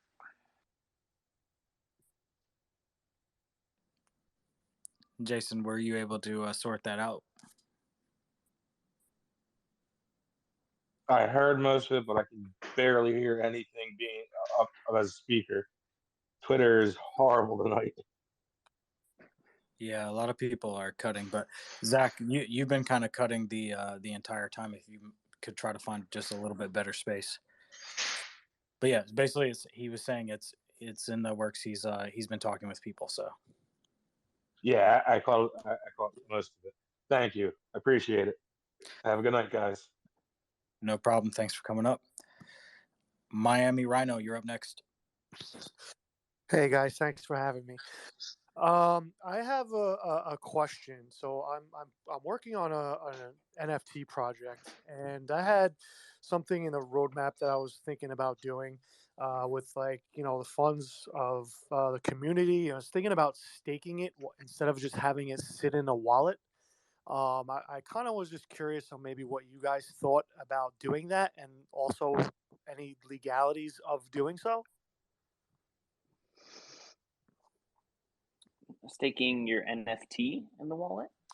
No, like so the community wallet for the NFTs. So instead of having, the Ethereum just sit in my wallet, that I would stake the community wallet with Celsius. Under, I guess you got to do like LLC, under an LLC or a corporation, and then Oh, yeah. I see what you're saying. Yeah, I mean, it would be you probably have a little bit of difficulty because if it's a group ownership of assets, that can make things complicated. Because during our like corporate onboarding, there's a lot of questions about that and where the funds come from. So I'm not sure the best way to do about that. Like a collective pool of assets, unless you had like a company maybe own that pool for this project. That might be the best way to just do it that way. Well, you're cutting out a little bit, but I mean, I guess the my idea was that we all vote on what happens or what we do with the community wallet with the the funds that are in there, and I felt that if I was able to just stake it, I would have the corporation set up an account and then just stake that so that, instead of it just sitting in the wallet, it would be staked. And if we ever decide, as a group to do something with the money, that we would, withdraw whatever that we would need. But at least in the meantime, we can stake and have it working for us. Yeah, that could be possible. As long as I would email corporate at Celsius.network and kind of get into the details and sit down with a manager and I do have to talk to a supervisor because it's a unique situation, but I think we could make it work. Okay. Yeah, I thought Zach will jump and immediately open an account for you, but I think he moved to the legal department and now he's wow, that hurts. That hurts. All right. Well, that pursues my questions. Thank you very much. Yeah, thanks for joining us up here. Lucia, you're up next.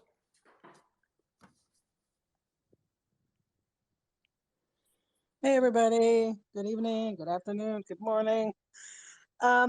So since last week, Alex, when you posted that poll on your website about where we should send the dust, it looks like there's an hour and 12 minutes or something left. And about 49% people said they wanted it to go to Bitcoin, and there was other votes and so on. So I'm wondering, since we're almost at the end of the poll, what's going to happen next? You guys want to take it?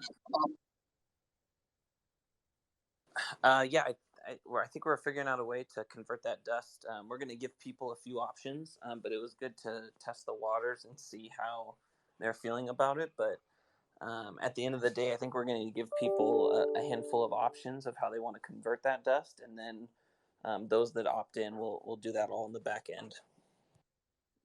That's great, because I know I was talking to some other people that people want to have the right to choose where their dust goes because it is actually technically our assets. I was the one that immediately jumped on the idea of sending it to the Ukraine, and that's, maybe I will do that. But yeah, that sounds good. So we have it'll be an option in the app to decide where to send it, or how's that going to go? We'll probably do it via email, and then just tie that to your account. Would be the best way probably. It's really a technical challenge. So many users and so much dust, but we're gonna figure it out. Okay, cool. And I'm thrilled to hear that California's got onboarding coming next week. That's fabulous news. I'm finally onboarding one of my best friends. It's taken a while to get her, convinced to enter the space, but this is going to make life so much easier. We're starting testing in the next week or two, and then probably a few weeks after that, it'll start going out to California users. But okay, so that'll mean that California new users will be able to hopefully in a couple of weeks. Most likely, yes. Yeah, it'll be pretty much all California users when it starts getting released. Okay, awesome. Great news. Thanks. See you all. Thanks for coming up, Lucia. Next up is Mikado.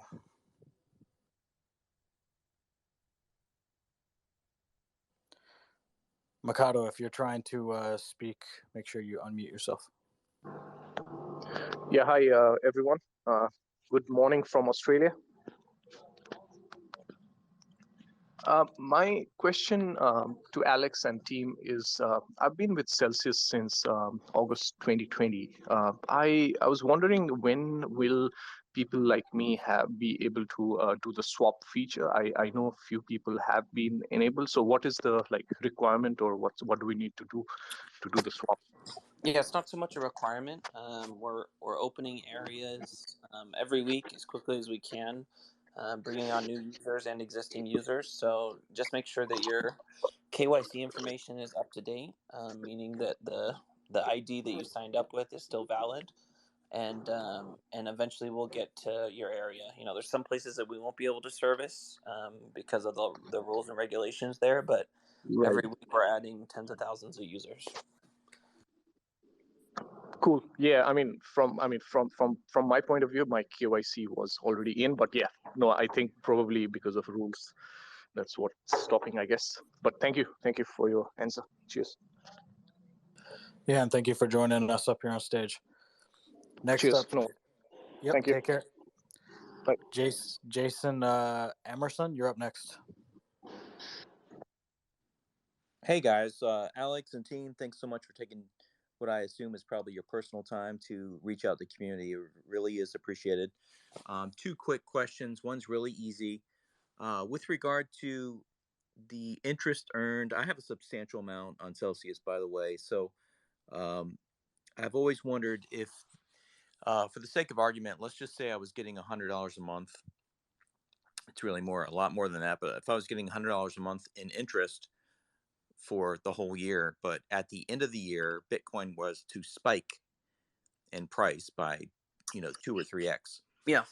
The 1099 that Celsius generates, is it going to be basically a cumulative amount of all the Bitcoin I received at the value it was at that moment in time? Or Correct. you base it on the end of year value? No, it's at the moment you receive this. So every week we do a distribution, and we mark a time. It's like 12 p.m. or 12 a.m. UTC on Fridays. Yep. And at that time is when you receive it for all accounting purposes, and the price at which you receive it, that goes to the dollar value that's shown on your 1099.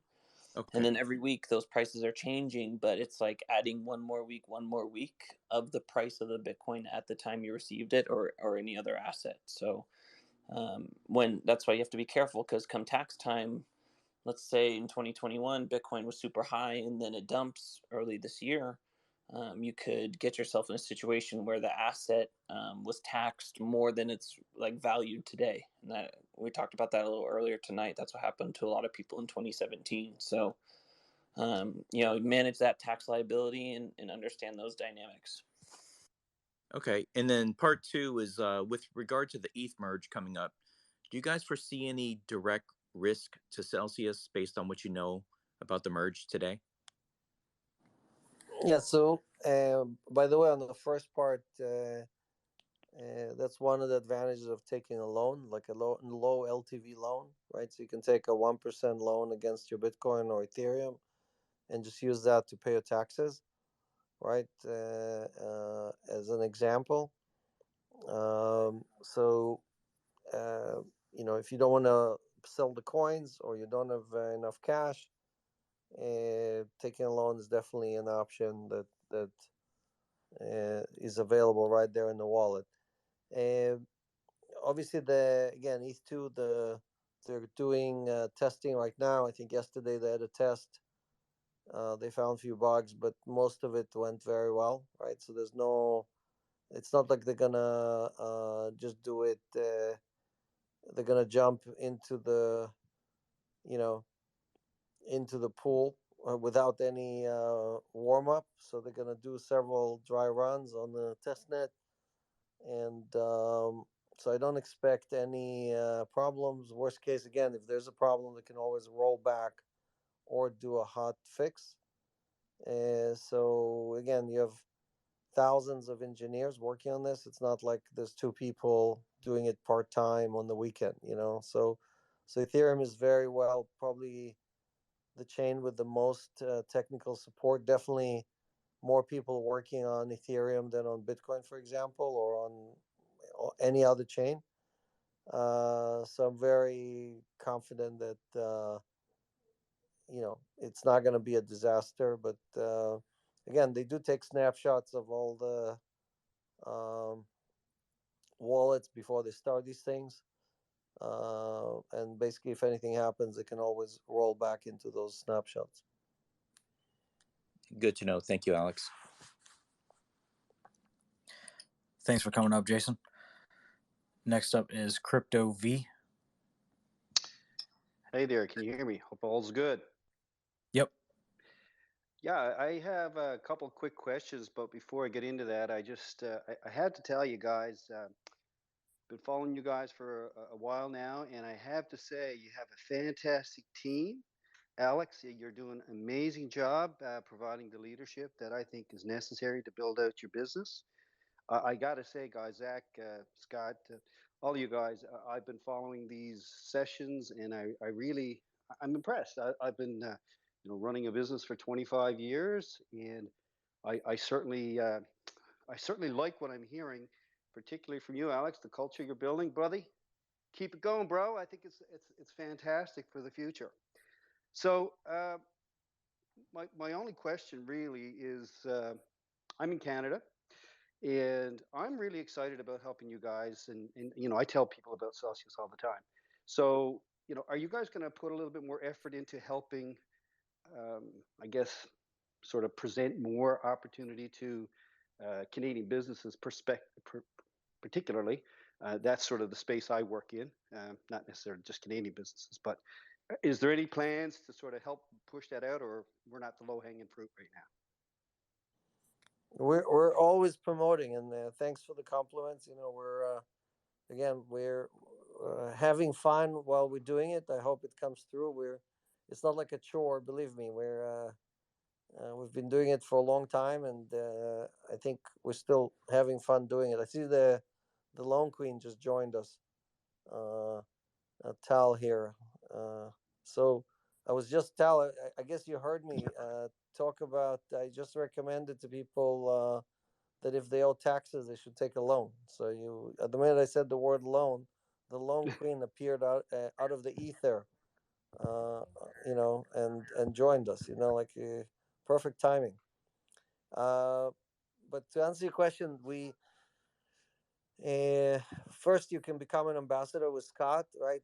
There's a sign-up form right on our website, so you can definitely we can use more ambassadors to help us educate and communicate both to businesses and to retail users. Zach also is part of the group that kind of signs up a lot of these corporate customers. So if you want to kind of have a direct contact, you have a person here who can open accounts for these people right on. And Josh, as an example, is dealing with a lot of influencers. So if you have some good Canadian influencers you want to, like Vitalik, you want to bring on and help us spread the word. Absolutely. We're focused on scaling this through community efforts, not so much through traditional media or putting our names on stadiums or things like that. So definitely all those things are things that we appreciate. Also, I don't know if you noticed, but our new CFO. I did notice from RBC. Very big play. Good job on that. I'm quite impressed. Yeah, and he lives in Toronto, so he's a proud Canadian, and we really I spent the day with him today in Hoboken, and he's a great guy to have on the team. And obviously, we're gonna use his connections and his expertise to kind of expand our everything we do in Canada. So well, definitely, yep. RBC is quite large in banks, just not here in Canada. I mean, the Canadian regulations are, a lot more stringent in some ways. But I won't go on with this type of stuff other than to also say one thing I will say, particularly for you, Alex, is when people ask you about, is the market going up? Is it going down? I'm always listening to, the type of response. And I have to tell you, you're right on the money, buddy. It's I've been following the markets for 25 years. I feel like I'm well educated and I know it quite well. So when I hear you say things like, it's probably going to go for another dip, there's black swan events still possibly going to happen. I mean, this is logical stuff, and it it blows my mind that so many people are just in the world of hopium all the time. And don't get me wrong, I want the markets to go up like the next guy, but don't stop uh, using your knowledge and communicating the truth, because that's what's really going to matter in the long run. Well, I'm Ukrainian by birth, so I'm not saying that with trying to be right. Believe me, I'd rather be wrong and have peace and freedom and prosperity for all Ukrainian people, and have all these refugees get back to their homes. Right, over 2 million refugees left Ukraine over the last few weeks. So again, I'm not saying that hoping to be right. I hope to be totally wrong and see markets rip higher, and all of us kind of talk about. You remember that Ukraine thing? Jesus, that was like few weeks of terror. So I'm just trying to be a realist, and again, unfortunately, I just don't see it ending anytime soon. No, and I wasn't particularly speaking to that, but that is the big event that's happening right now. And but just generally speaking, I think you have a good finger on the pulse here. And when you communicate that, it's not you're not a sales guy, right? I mean, you're an honest guy who doesn't sound like a sales guy, and I think that's very important to Well, people we, that. we, we truly not trying to sell you coins. You see, like I think, Yep. and I'm saying this for, I'm sure you know this, but again, there's 300 people on the call, so I'm trying to explain to people that when you're on an exchange like Coinbase or FTX or whatever, they're trying to sell you coins. That's how they make money, right? They're trying to have you trade. They're trying to have you move stuff around, withdraw, deposit, whatever, because that's where they make their money. They don't make any money if you hodl. Celsius is the opposite of that. Celsius only makes money if you hodl. If you withdraw coins, it costs us money. If you swap, it costs us money. Everything you do, because we give it for free, costs us money. The only time we make money is when you hodl. So so most people just don't understand that. They're like they think we are like crypto.com was basically offering yield, but they make you do 10 things before you get that yield, right? Buy our token and Stake it for 2 years, yeah. stake it for 2 years and trade and do buy our NFTs and all kind of other stuff. Everything besides paying you interest, right? And the way you measure this, because people again, you have to measure it in numbers. You have to go and ask these people, how much did you pay your community in total rewards? That's what matters. We proudly said that we paid $1 billion, right? Proudly. We put it on our website. We brag about it all day long. You're not going to find anything like this anywhere else. You're not going to find any DeFi or CeFi project that gets even close to these numbers. So the question is really, what's the intent? What is your project trying to do? Is it trying to, again, enrich the founders? Is it trying to, like whatever, get yourself all your tokens for free? Like everybody has this, some kind of an angle on it, right? And here we're just trying to hodl together and earn as many coins as possible. Again, I'm the largest user of Celsius.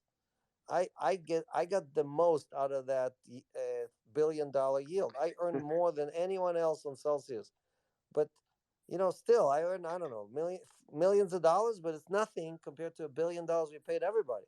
So we're all winning on it together. That's really the key thing that I think all of our competitors and all the exchanges, they just don't get it. They're like they think that again, it's a gimmick or it's whatever. They don't understand that it's a business model, right? All of us winning together.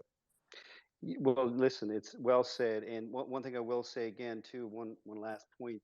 Celsius X, I read a little bit about that, and sort of that's outstanding. I think that's going to really bring that bridge in to Polygon and all the Degen DeFi people out there. Certainly, I mean, from what it looks like to me, it's like, why wouldn't this be open for everybody now? Like, I can see how a lot of people want to go to the crazy, risky, bring my stuff where I can get my 100%. Well, you still can do that now with this bridge, right? So one thing I haven't found is, all the documentation around it. I know it's new, so it's going to take some time, but certainly I have some questions, and I'm sure lots of people Well, have it's questions. these are smart contracts. The documentation is in the code, right? Right. So, but it's another service Celsius gives you for free. Celsius X is a free service, where before that, BitGo with Rapid WBTC or many of the other services charge you a lot of money, both to wrap and unwrap, right? So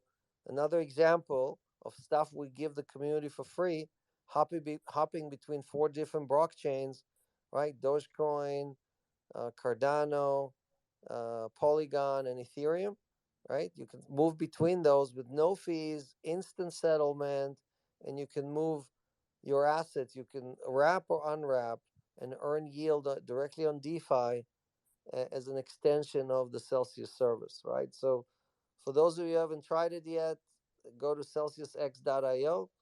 And again, you can do that right from the web app that we have. Like, you can log in on the web app and basically test it out right on our website, celsius.network. Just log in with your regular account, and you'll go to your profile and you'll have those services. And you can test it with $5. You don't need a lot of money because it's all on Polygon. So the fees are less than a penny. Whatever you do is going to cost you less than a penny. Those are the network fees, the gas fees. So, and again, you can test DeFi without worrying about getting hacked or falling into some scam or whatever, right? We can put 4 very reputable and stable blockchains. You can move between them, and you can get comfortable with the stuff that you only hear of people doing farming or people doing all kind of stuff. And now you can do it yourself. You can become a pro, and you can't get in trouble. No matter what you do there, you're not going to get yourself in trouble. Promise you that. No, I've used it. It's great. It's fantastic. It makes it's fun too, right? It lets you put the power in your hands to do some other stuff, especially while you're waiting for swaps and things to come to your area. Yeah, It's one of those things. So it's fantastic. I think you guys are doing a great job. Keep it up. And it's only early. We're just starting. We are still 800 million people away from getting to where this thing launches. Like, I feel like it's 1995 over again. I rode that .com craze, and I truly believe this is still very early in the game here, and the regulations and things, bring it on. And you guys are well equipped for it. I'm excited. So, thanks so much for your time. I won't take up any more of the call here. Scott, I might ping you just to get more information, and have a great night, everybody. Yes, Crypto V, ping me definitely, because I wanted to leave you with this. We have several ambassadors that only focus on business to business, so it's not all friends and family. We have some that do much better, and they're more comfortable talking business to business. So you would be right at home with that. So reach out to me, and I'll give you more information. Sounds good. Thank you. Thanks for coming up, Crypto V. Triani, you're up next. Hey, Josh, Alex, team, thanks for having me up. I had a question about the meetup in Miami. So, Josh, I saw a tweet last week about it being on Friday the 8th, but the updated tweet that came out from Celsius tonight shows Thursday the 7th. Can I get a definite date on that? Yeah, it is actually the 8th. They just fixed it, and then me, Zach, and Scott are gonna be pushing out the forms here after the show. Yeah, actually, I just posted the form on my Twitter and everywhere else on social, so you can look at my page and apply now to get into the Celsius meetup. Perfect. Well, Thank you guys so much. There you go. Yep. Hopefully you didn't set your stuff for the 7th. Yeah, I had flights for the 8th, so thank you guys. Okay, great. So see you then. Yes, J Gels, you're up next. Hello. Sorry about that. Thanks for having me up, guys. Yeah, Josh, they just posted the link to the RSVP and the confirmation of all the information on the Celsius Network Twitter. So for those who were on the call before and wanted to RSVP, again, it's if you're in Miami and you're there on the 8th, you don't need a ticket to to the Bitcoin event. You could just come for free to the Celsius meetup on the 8th and just sign up, and all the information is on the RSVP. So the link is on the Celsius Network Twitter right now. Yep. So make sure you guys are signing up, and don't worry, we're gonna get everybody in no matter what. All right, Jay Gels, you there? Yep, I'm here. Thanks for having me up again. I just had a couple questions, mostly about they're in relation to Tushar's role in the company. And I know, first off, there was a lot of talk about making a really big marketing push this year and getting that going and onboarding new people and growing the assets. I know you guys stated some goals towards the beginning of the year of getting up to 100 billion assets under management. I can't remember how many active users you guys were targeting, but where do we stand right now in relation to that huge marketing push that Tushar wanted to engage in? When can we expect that to start? What's going on there? Yeah, so as you know, we raised the money. So that was the big piece that was needed, right? We raised 750 million. And a lot of that is going to be focused on marketing and, sales efforts. You need to have many systems in place to be able to deploy the stuff effectively. It's not just about spending the money, right? You need to upgrade your systems. You got to hire people. You got to have all this infrastructure. So like, I think next week we announced we're gonna have an upgrade, a major upgrade that we're doing. So we're gonna have a little bit of a downtime during that upgrade. So that's one of the pieces that was necessary to 10x our databases and everything else to be able to handle many more users. You don't want to run a huge campaign just for it to be shut down or have problems like Coinbase had during the Super Bowl, for example, right, or whatever. So while we are testing different programs, we are want to do it right, and part of doing it right is also, making sure you do it in a legal way. So you saw Crypto.com get into trouble with many countries around the world. Again, I'm not saying it I'm not happy about it. It hurt them. It hurt us. It hurt everybody in crypto because the regulators are much more aggressive now with any crypto company trying to advertise in their country because they felt that Crypto.com was basically doing stuff beyond what was considered non-solicitation, and so we don't want to get into the same hot water, and so we're taking our time. We're going to do it right, and we're still going to do it big. We're still going to do it broadly, but we're not going to do it like the other guys. Would you expect that to kick in still this year, or do you think that that's going to be potentially pushed back? Well, we're definitely going to do it this year. Again, we scaled from I think it was 45 people to over 800, right? So we hired a lot of people. Again, there's a lot of internal kind of organizational stuff that's going on. You saw the call center, for example, right? So launching that, getting that ready. So all these things are things that you want to have ready before you press some of the big buttons on partnerships and on other things. But it's definitely going to be this year. We're not talking about next year. Cool. Thank you for that. One last question.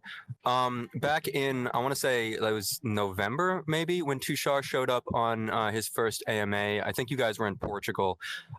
He made a big thing of coming out and saying, now that he's on board, his involvement in the company, he was saying that if there were any further delays that were going to be happening, he was going to be the person that was going to be accountable to the community in terms of deadlines and all of this kind of stuff.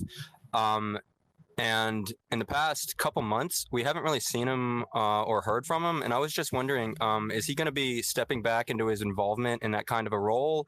Or if you could just speak to that a little bit. Well, I don't know if you missed it, but basically we had a release almost every week related to the Cell token or features or V5 or whatever. So I definitely feel that if anything, we had an acceleration of things that we did this year, and we have still many more coming up. We have a few big releases. I think there's one. Let me see the date here. I think what are we? Yeah, so there's one I think today, right? On March 22nd. So it's probably gonna We hit. had, Alex, we had a big one today for the loans. The loan origination Right. flow, the loan request is, we completely updated them with Tushar's team. So that was something that took also a couple of months, a lot of work. Right. We had a release today. Again, we didn't.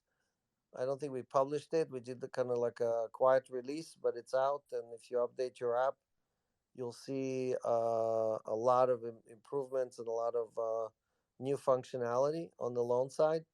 Again, usually we do a soft launch, make sure there's no issues, and then we start talking about it. So I definitely, I mean, I agree. I hear you that there's no kind of detailed roadmap that I know a lot of Celsians want to see, but also our competitors want to see that list as well. So we just release stuff when it's ready, and in most cases the community is very happy and very supportive. And again, all the stuff that Josh and Zach and the Cell Team 6, Scott, everybody else worked on. Obviously, I think everybody was in a big supporter of of those additions. So all these things are happening. I mean, I understand everybody wants more, but we definitely have a lot in the pipeline, and it's all coming out. When it's ready, it comes out. The other thing I can speak to a little bit, being on the marketing team, is that we've already started a lot of the things that Jake Els that you're talking about. It's just that we're testing things, we're spending more money on and doing more tests to try to get the best bang for our buck. We're hiring a lot more people to execute everything as well. So it's hard because we can't tell you all the little things that we're doing. But we see it every day. We're doing a lot more than we were in the past. But in terms of any big announcements and the end result, yeah, we can't announce those type of things yet because we're testing and making sure of the best way to spend the money. So more information will come on that. But just know that it's almost like when a new skyscraper goes up, you see a lot of busy work and it looks like nothing is happening, and then all of a sudden the building shoots up. I see us being in the same type of scenario where now we're doing all that busy work. We're testing the different ads. We're testing this, testing that, hiring this person. So we're solidifying our teams, and pretty soon you're going to see a lot more. But I just want to give you that little insight as well. Well, and let's take example Celsius X. So Celsius X today does more than several blockchains that try to do bridging between other blockchains. So if you look at, for example, the actual physical functionality that some of these cross-chain have live, Celsius X does more than them today already. And we haven't even added all the blockchains and all the assets that we're going to support. So they're about to launch Bitcoin, Wrap Bitcoin. They're about to add several more blockchains. So those are huge developments. I mean, I don't think people understand how big this is. That you can move billions of dollars seamlessly, instantly across multiple chains, and we'll be adding hundreds of assets on those platforms, right? So like in a few years, you're gonna be using it every day. You're gonna be like, oh, I remember, Twitter Spaces. The Celsius team was talking about it, and I didn't really understand how big this thing is. Now it's like, just like I use Zelle or I use Venmo every day, I'm using this new stuff to move between blockchains, right? So that's all these things take, again, hundreds of people to implement. It's not like a little effort supporting custody and supporting all the blockchains and supporting security and partnering with Chainlink and partnering with Polygon and with Cardano and all these different things, right? Doing proof of community, doing, again, CCIP, right? Doing proof of reserves, all in real time, right? No bugs, nothing, right? We launch and it's running and the people are using it every day and assets are increasing and all you see is happy customers, right? That are not paying any fees. So it's like magic. But all this stuff takes tremendous amount of people and tremendous amount of effort, right? And that's really the thing that most people don't understand, don't appreciate, right? Because they're all excited about some token that's gonna go to main chain to mainnet in 2 years from now. I don't know what. We're live today. We're not waiting for any launches. You know, we're doing the stuff that other people are just promising in on layer zero natively, right? So that's how we measure progress. I think that's great. Thank you very much for the thorough answer. And yeah, I didn't mean to come off as being negative on your guys' developments or anything like that. I'm super happy with what Cell Team 6 has been doing with the Celsius X launch and with a lot of the progress you guys have been making. Yeah, thank you very much for that. I appreciate it. Yeah, no, I didn't take it as negative. I'm just saying that I think Celsius is a very undervalued project. Again, people don't understand that we are, for example, deflationary. They definitely don't understand that we don't mint new tokens. They don't understand that again, most of our tokens are in our treasury, and we don't use those to pay yield compared to every other project in DeFi. Like most of these things, just people don't understand because everybody else is doing it the other way. Everybody else going to their treasury and paying you yield to inflation. None of those projects, not one of them, is earning that yield from from getting paid by institutions or exchanges. Not one. Not Avalanche, not Aave, not Cardano. Now, not one of those projects is earning it the way Celsius is earning it. So the Well, $1 billion we paid the community was paid by the largest institutions in the world, by the exchanges, by the people who normally charge you fees. They are the ones paying you. No one else is doing that. I agree with you, and it's why I'm here. I also just think that there's a general bearish sentiment that's being associated with anything in the CeFi space, just because there's this overhanging like cloud where people just feel like anything that's centralized is just going to be absolutely obliterated by regulation and government. And it'd be really nice to see regulators come out and actually foster some of this innovation that you guys are doing, and give you guys a little bit of the go-ahead, and we see a little bit of the good behavior actually rewarded, where you guys have been following regulations and BlockFi got fined $100 million, but we haven't seen anything actually come out and show that they're not going to do that here, officially at least. And it would be a really nice thing to have a little bit more I guess, psychological security and just seeing regulators step out of the way and allowing this stuff to happen. Well, again, we wouldn't be hiring the people we hired or raising the money we raised if we were, cowboys doing stuff illegally and under the radar or anything like that. You can't do anything under the radar if you have 20 billion in assets. Again, if we were a bank, we would be one of the 100 largest banks in the United States with 20 billion in assets. So we're not a bank. We're not a fiduciary institution. We're not right. And that's because, again, we're waiting for regulators to tell us how they want to manage this asset class. So finally, the Biden administration gave a little bit of clarity. We'll obviously get more in the next few months. And again, I see zero chance that DeFi somehow is going to be allowed to continue doing what they're doing without requiring KYC and AML and everything that Celsius is already doing.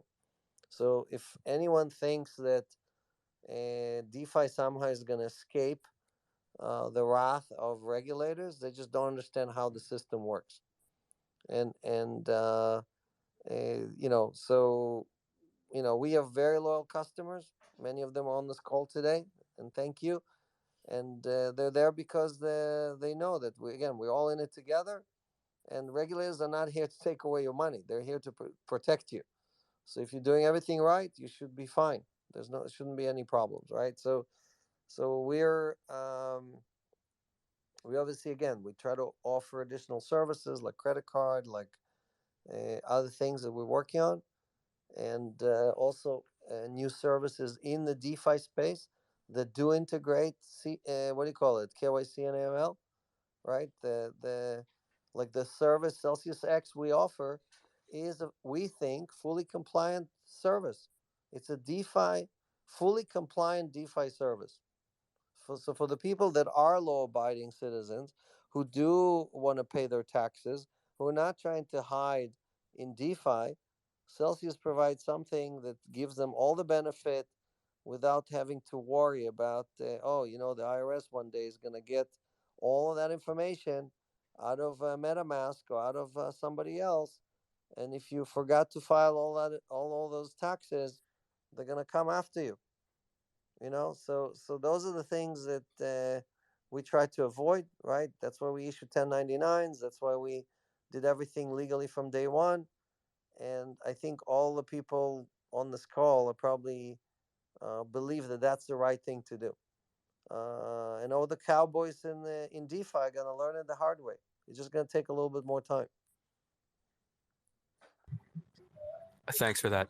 That was a really complete answer, and it's nice to hear you speak in so much detail on the subject. Thanks for coming up, JJLs. Pete, you're up next. Hey, thanks for welcoming me back up. Quick shout out to Crypto V. Welcome to the community. I don't know if you're still on the call, but nod and wink to your brother if you know what that means. And if you have any questions about the community, I'm not an ambassador, but I can DM me. I can definitely help you with some questions. Alex, I am an altruistic person and glass half full type of person, but I am also a big believer in being a Boy Scout, being prepared, and business continuity, and risk management. I know we have Proof of Community. I know we have GK8. I know you have great people on your team for risk management. But just topping up on what you were saying earlier today about potential cyber attack.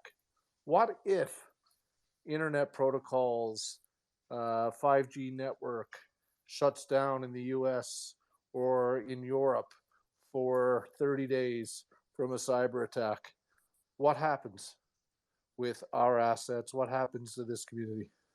Thank you. Yeah, so if you remember, the internet was created for one purpose only, right? It was a DARPA project, which was funded by the U.S. government to make sure that if there is a nuclear or cyber disruption, that the networks would continue to operate. So the internet was designed exactly to win and prevail cyber attack. And I don't know any place in the world where the internet was shut down on a consistent basis. Yes, there's DDoS attacks and there's all kind of other attacks, but they might have been able to take out this or that, core server or something else. But taking down the internet is not something that is possible. And 5G runs on the internet. 5G, again, I was lucky enough to launch the first 5G device in the United States. the MiFi 1000 for Verizon. I built it as with the team at Novatel Wireless, so I know that technology inside out better than most people. And I can tell you that 5G is resilient to all these things. It runs just like the internet. It just runs over the airwaves instead of running through the fiber optics.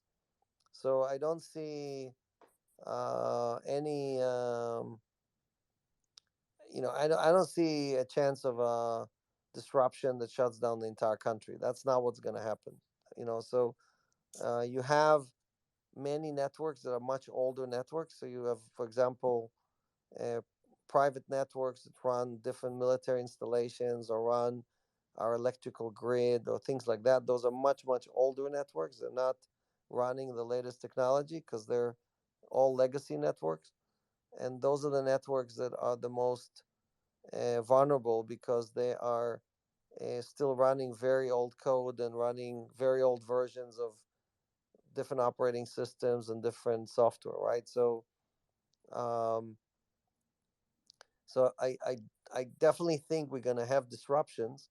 I'm not saying that the United States are resilient across the entire network. We're going to have disruptions in the same way that the United States managed to cause disruption in Russia, right? Not too long ago, if you remember, we wanted to prove to the Russians, to warn them that they shouldn't f with us, and we went and shut down chunks of their infrastructure through cyber intrusions.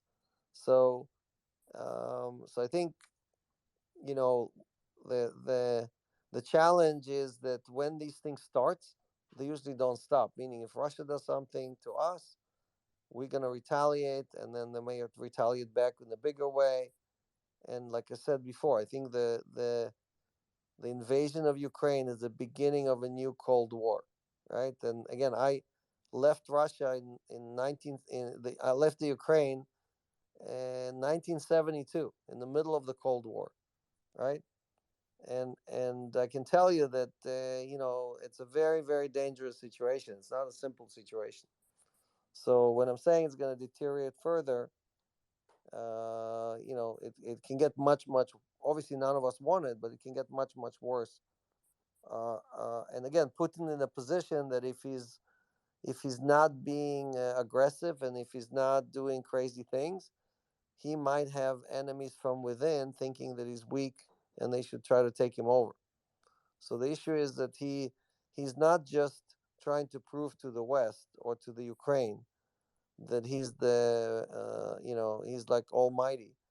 He's also trying to prove it to his people and his army, which obviously is not doing too well in the Ukraine, right? They're abandoning their positions. Uh, you know, um, they're not fighting the fight, obviously, right? I mean, Russia's military is 10 times bigger than the Ukraine. And they thought that in 3 or 4 days they're going to be in Kiev already occupying the the capital and telling everybody there what to do, installing their own government. So the challenge right now is that Putin kind of feels that the guns are pointing at him internally, and that's really what he's starting to get worried about. So he'll do anything to protect him being the king of this kingdom, and he could care less how many people are going to die or suffer or what's going to happen to the West or anything like that, right? It's all about survival for him and his cronies. So it's definitely not a good situation. Well, thank you for that. I've already got my go bag ready because of the zombie apocalypse. But all joking aside, I don't have to get my shortwave radio out for BBC One or learn Morse code. The community assets are safe. Thank you, Alex. Just buy one of those MiFi 1000. It supports 16 different frequencies. It's better than any radio you can get. It has 16 radios inside of it. And a big ass kerosene heater, man, living up there in Canada in case the power goes out. Thanks for coming up, Pete. Next up, Jason, welcome back up. Hey, oh man. Oh, Tal, I just saw that update. It's amazing. It is going to help so many people. It makes it so much easier. Great job. And Thank I you. just have to, you're welcome. And I just have to ask Alex, do we have any idea when Celsius X for US? Yeah, so we will open it. Again, there's no restriction on doing it in the US. We just have to block certain services, certain features for some people, but we're definitely going to be adding it. I don't have a launch date for you yet.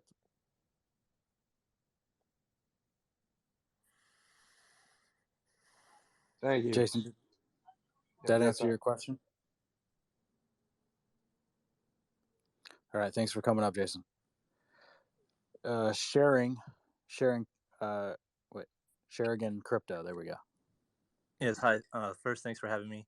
I have a few questions. The first one is why has Celsius X chosen to go the wrapped asset route as opposed to chain on chain swaps? Chain on chain, you mean layer 2? Layer 1 to layer 1. Well, currently there is no layer 1 to layer 1, right? So if you want to go layer 1 to layer 1, you have to go to layer 2, cross over, and then go back to layer 1.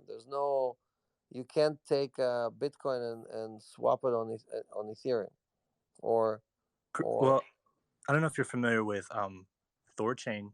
It's something they've been working on. I've tried it out a few times, and it seems to work pretty well. But I'm just curious to right. So all these solutions, all of them, are either layer 0 or layer 2, right? So basically, I understand some people may call it layer 1, but they're not layer 1. Okay, so it's just a question of definition, right? So the definition of layer 0 would be Polkadot, again, Celsius X. There's very, very few that are on layer 0. And basically, layer 2 is Polygon. What's the other one that's cross chain? I blacked out. We don't support it yet in our wallet. What's that chain that goes across? You can basically swap. Anyway, I blacked out.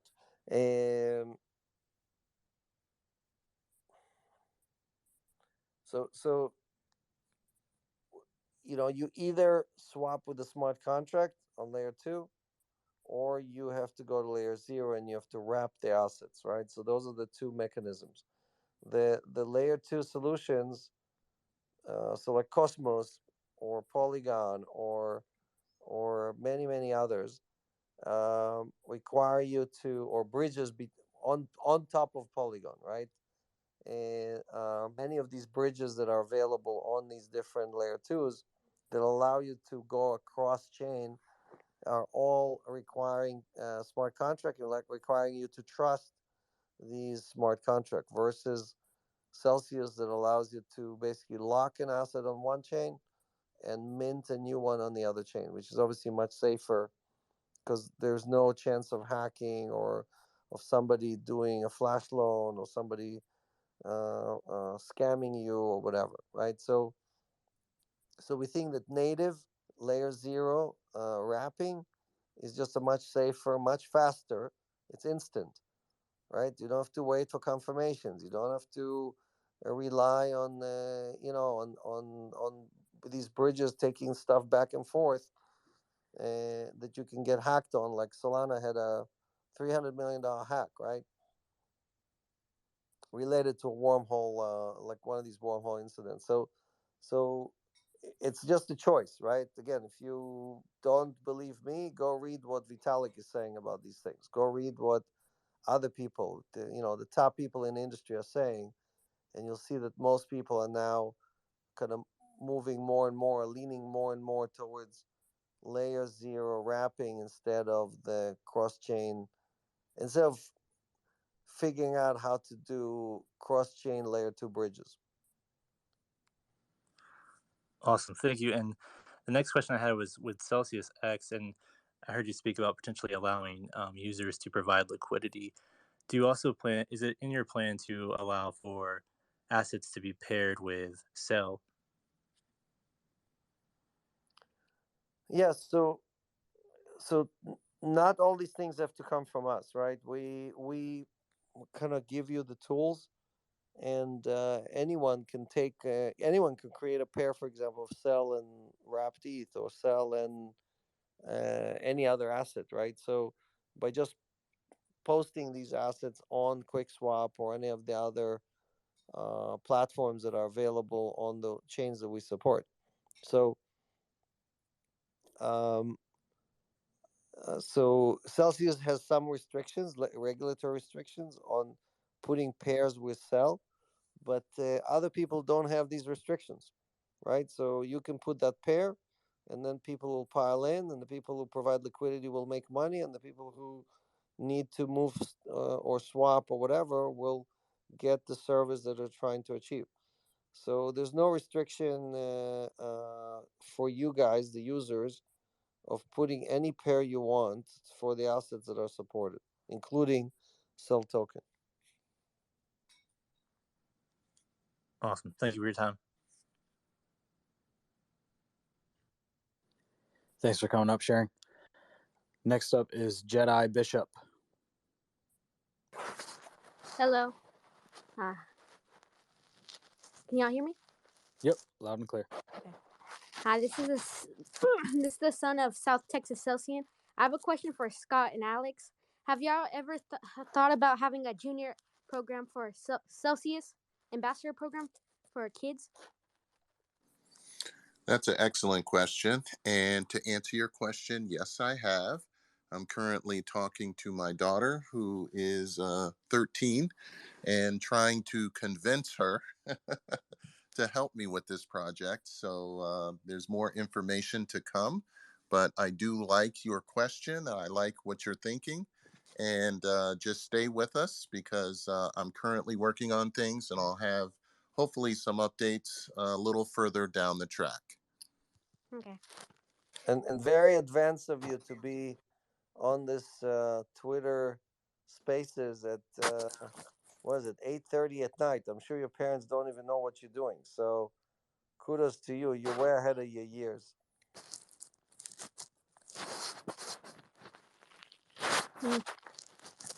Thank you for having me up on stage.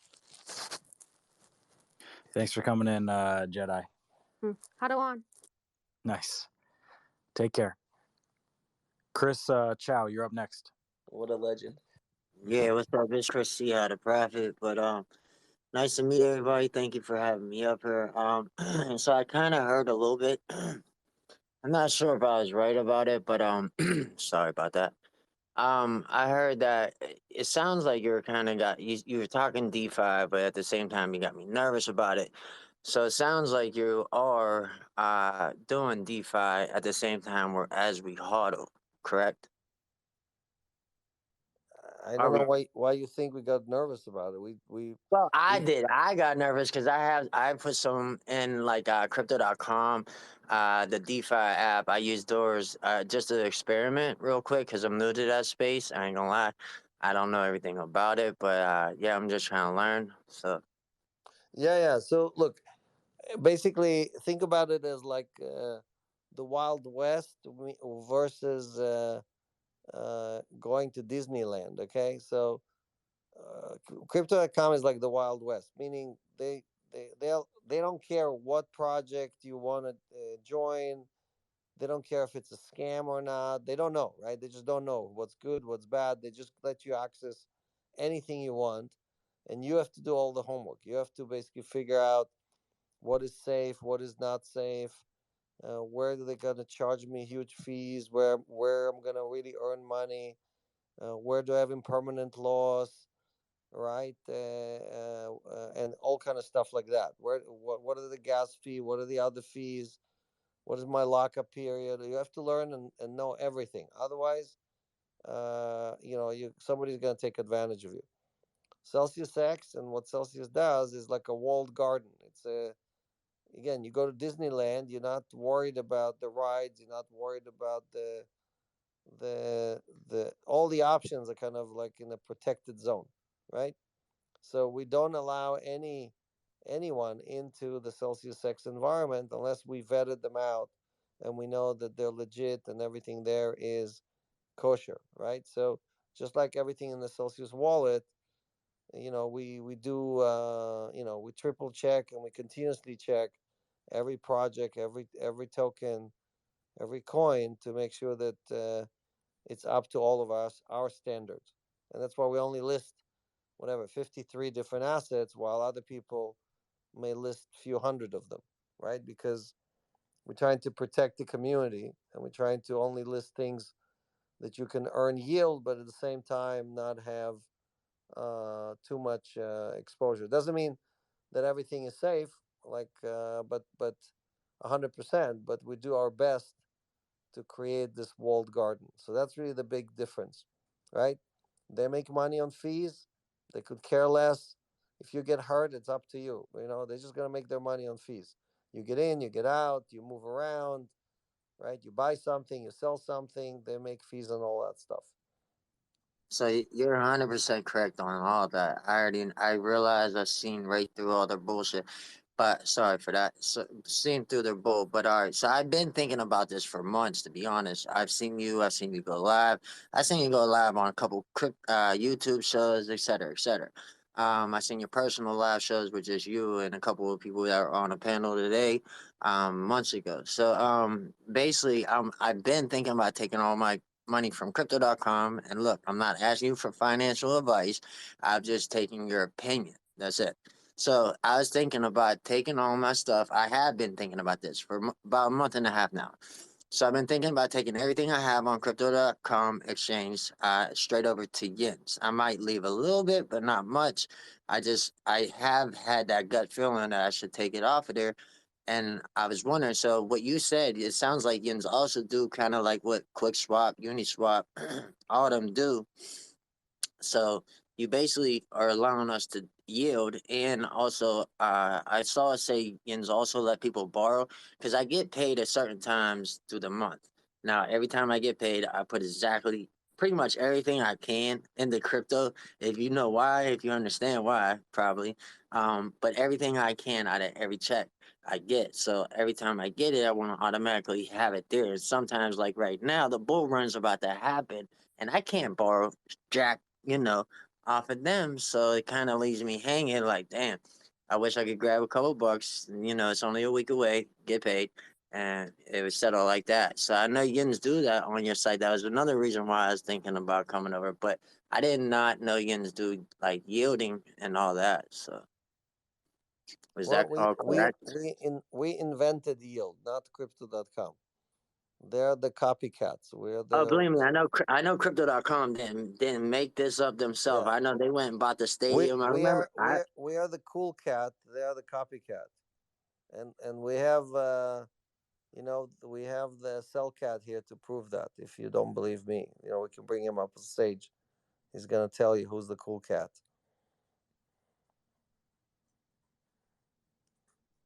So Chris, yes, you can take a loan. The loan queen is right here with us. Okay, just go into your app and you can take a loan. Doesn't matter if it's your payday or not your payday, right? Minimum loan is $100. So you can always take a loan. And I have crypto though. Can I just take the crypto off the crypto.com exchange and put it on there? And I can start doing my yields and all that now because I know one thing, WBTC is gonna be hell of wanted soon. And I heard you say that's coming on the platform. That is gonna be a top-notch project that everybody's gonna, want their hands in. So Yep, you can. I don't know if we launched that yet, but it's definitely coming soon. Zach, did we launch WBTC or not yet? Yeah, I think we support it as an asset, and soon it'll be launched on Celsius X. Yeah. Okay. Yeah. So definitely, yeah. And again, you can use Celsius and Celsius X at the same time. Meaning, sometimes the yield on Celsius is higher, and sometimes the yield on Celsius X is higher, right? It's not one or the other. It's not like if you do DeFi, you're not allowed to do CeFi. You can do CeFi with half of your money, right? The regular Celsius, and you can put Ethereum and I don't know regular Bitcoin there, and then you can do WBTC and CX tokens on DeFi on Celsius X, and maybe earn a higher yield because those tokens earn more. But obviously, WBTC and BTC are the same asset, just one is running on Ethereum and one is running on the Bitcoin main chain, right? So we support both, and you can move around and basically get yourself the highest yield possible. Chris, did that Sorry, conclude one your? more. Oh, go ahead. I was gonna have one more question. That's all. Go for it. All right. So, are we allowed to? Sorry, I've been a little sick also, but are we allowed to do the same thing? I mean, I honestly believe what you're saying, because I do believe crypto went out and tried to be like the bully. Say, look, we bought this, we got that, kind of like the SoFi Stadium, the LA Stadium. You know, the cool guys keep it smooth, basically, like you said. But are you able to do? Am I able to say? Throughout the weeks, am I able to swap, say, ADA or something else for, because ADA goes from 70 cents, might be able to make 50 cents on every dollar. Am I able to, have Yins integrated that yet? We have swaps. It depends on where you are. Where are you in the United States? Where do you live? I'm in Pittsburgh, PA. Yeah, I don't know. USA. Yeah, no, I Pittsburgh. know, I know. I know where Pittsburgh is. Yeah, but I'm just thinking if you open your app, there's a swap button Some people right have there. it there. Yeah. So just go. You see in your app on the bottom, there's a menu, and I think the third from the left says swap. If you click on that, then it works. Then go ahead and you can swap between the assets. So just download the app, do KYC, and again, you can test anytime. Do a test. Do the same trade on Celsius, same swap on Celsius, and try it on crypto.com, and you tell me who gives you more coins. We beat them 100% of the time because we don't charge fees and they charge fees. Thank you for having me up here, and thank you for sharing Yep. the information, man. Yeah. Time to swap out of crypto.com. It actually's been time. Yeah, you gonna say it's time? It's been. I've been thinking about this for a month and a half. I just don't know why. I just felt comfortable. You know, when you're in a comfort zone with money and you're a little comfy, and you're already itchy about it, you kind of just stick with it, as long as you know you ain't getting robbed 100%. But I Yep. noticed I was getting robbed. I lost like $100 just off of little fees they try to hide. That's right. That's what they're there for, just to steal from you. They just do it in a real sneaky way. You don't even know you're paying it, and then you look at your wallet and half the money's gone. Anyway, we're gonna announce soon our partnerships in the NFT space, and that's gonna make crypto.com be crypto.gone. Ooh. I like it. Nice one. Thanks for joining us up here on stage, Chris. Sats Millennial, you're up next.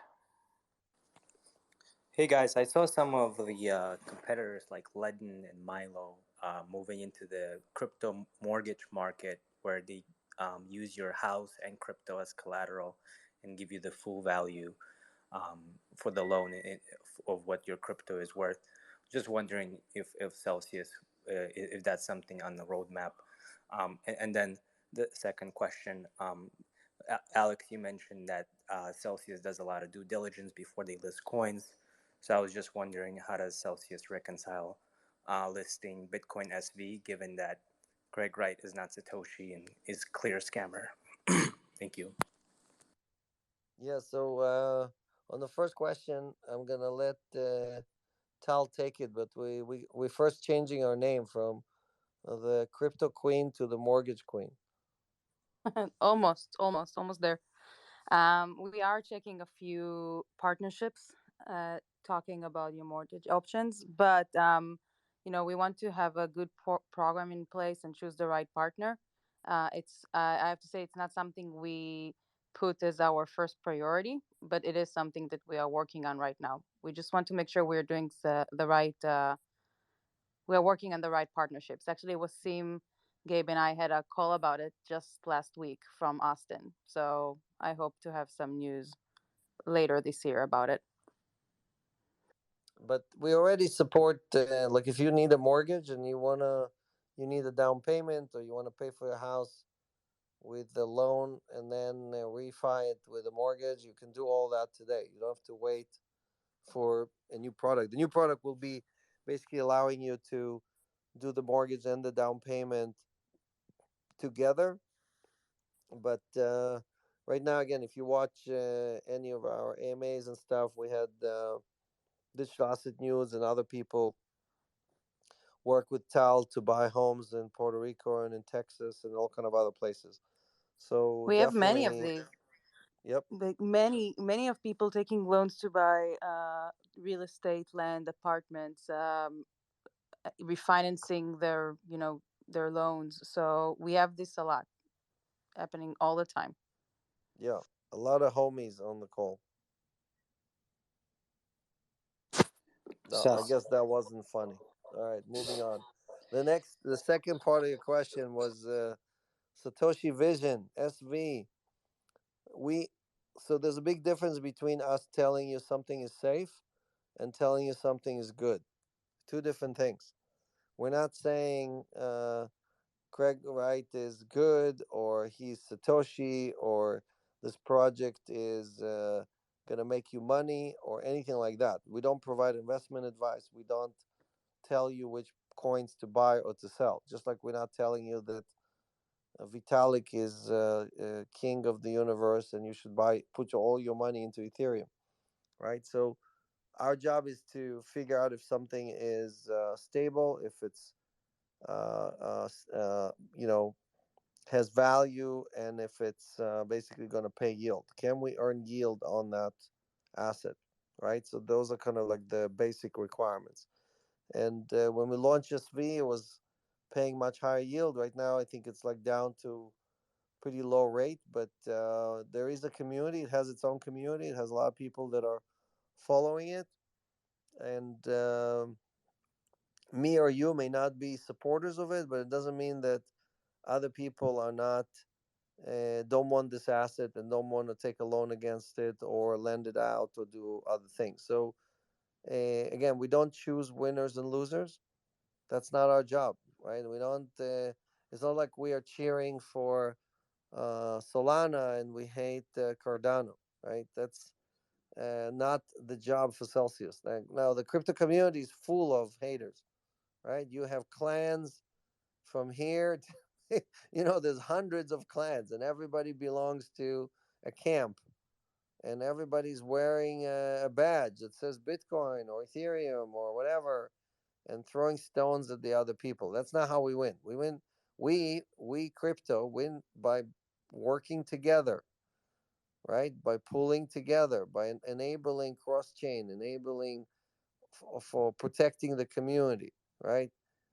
Making sure that we bring more and more people from TradFi into crypto, right? Just hopping between chains, hating these guys or hating those guys doesn't help the crypto community, doesn't move us forward. So that's why we don't launch our own blockchain. We don't try to compete with all these other people. We're just building roads and bridges across all the different projects that other people already built. And we try to make it easier for everybody to navigate this crazy space called the crypto universe. Thank you. I just think that there's a lot of risk. I mean, if Craig Wright goes to jail and then Celsius is listing one of his coins, it's not a good look, and that's why a lot of exchanges delisted it. And that's why there should be more focus on listing very high quality coins instead of such coins as this. It probably doesn't even produce enough revenue to justify the risk.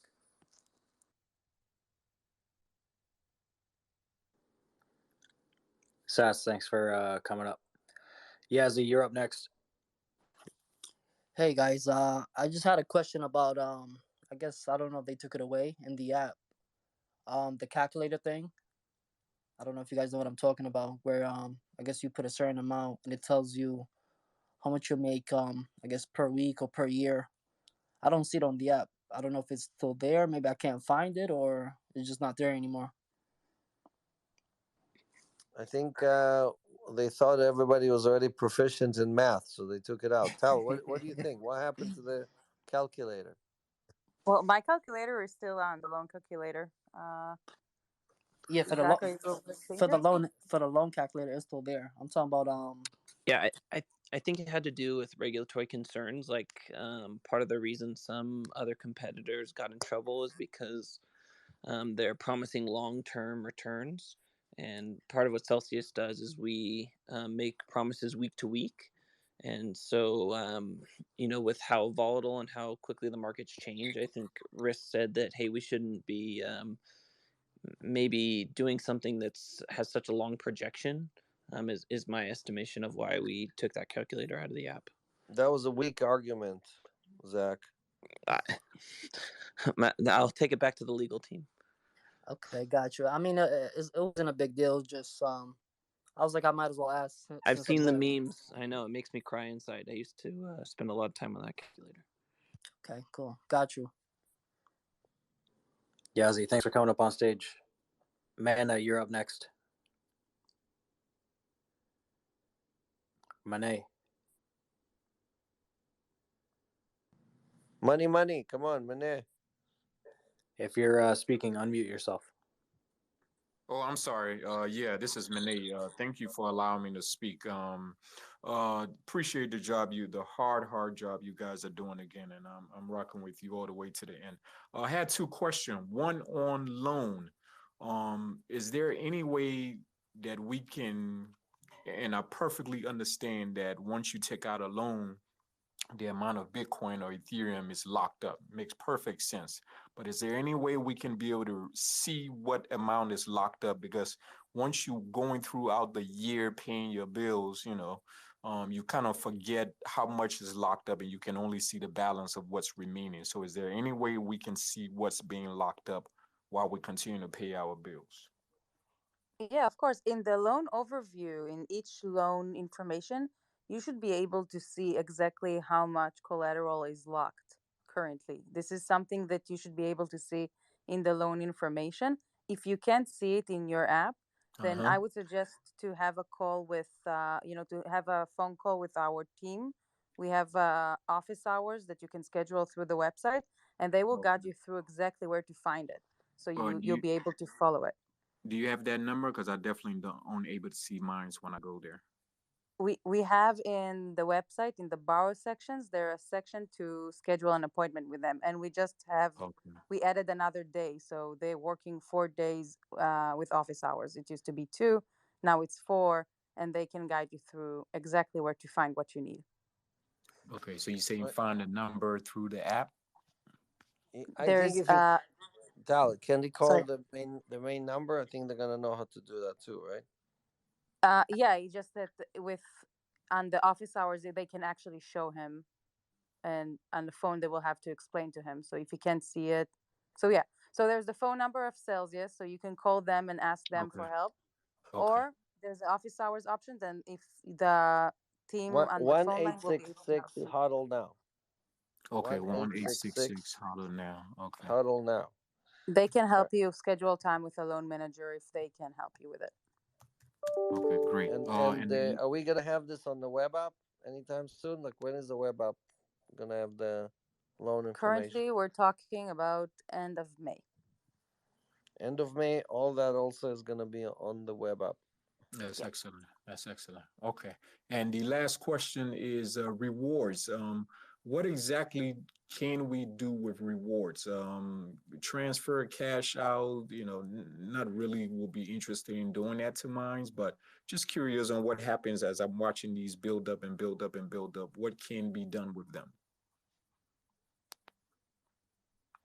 Yeah, your rewards are yours. You can do whatever you want. You can let them stay in the wallet and compound. You can swap them for other assets. Yeah, it's not like your airline miles, right? So with airline miles, you have to take a plane, and you gotta fly somewhere. But This is not like miles. It's actual money, right? So if you have stable coin, you have more stable coin. You have Bitcoin, you have more Bitcoin. So so there's no, you don't need to do anything. It's already more money in your account. So even though it shows my Bitcoin balance and then it shows a separate awards balance, you're saying these are combined. It just kind of it's just It showing just you the shows you, yeah, breakdown it just between the shows you two. how much you earned. Okay, but it's already part of my total Bitcoin balance, is what you're saying. Yep. Okay, okay. Okay, all right, great. Again, appreciate the time allowing me to speak, and I appreciate the work you guys are doing. I'll give the try that number out and see if I can find a way to check out the amount being locked up. Thanks again, guys. Thanks for coming in, Monet. Thank you. Alex, we're getting close to the top of the hour. Yeah, I'm leaving you guys in the very, very reliable hands of Cell Team 6 and the Lone Queen. All right. Thanks for joining. Thanks for hanging out with us. And, bright days are ahead. There might be some clouds, but bright days are ahead. We just got to hollow through it. Right. And all together, we're going to get to the finish line, to the promised land, to financial freedom. Right. So, again, when you look at all those dollars being printed, you look at all the money that's going to have to be printed to pay for all these wars in Europe and other places. The safest place right now, and again, I told you I sold almost all my stocks last Thursday. I think all the stock market is going lower. Inflation's going higher. Money printing is going to continue. And all that is bad for every other asset class and good for crypto. So I'm buying more crypto. I bought more Bitcoin, bought more Ethereum. And again, not financial advice. I'm just sharing with you what I'm doing. Have a good night. And, the Lone Queen will take it from here. But she might have a lullaby song for you guys. Have a good night.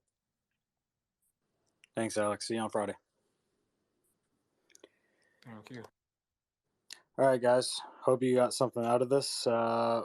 As you know, we work very hard to keep these rooms open for you, keep an open dialogue with the company. Make sure you're following myself, Zach, and Scott, and Tal, of course, the Lone Queen. Make sure you guys are tuning in on Friday. Alex said that they're having a big guest come in, Invest Answers. And Zach, I think you're pushing out the info for signing up for Miami, right? Yep, yeah, it's available now. Check my Twitter and we'll keep posting it. All right, yep. Make sure you guys are getting signed up. Have a good rest of your night, and we'll catch you on the next one.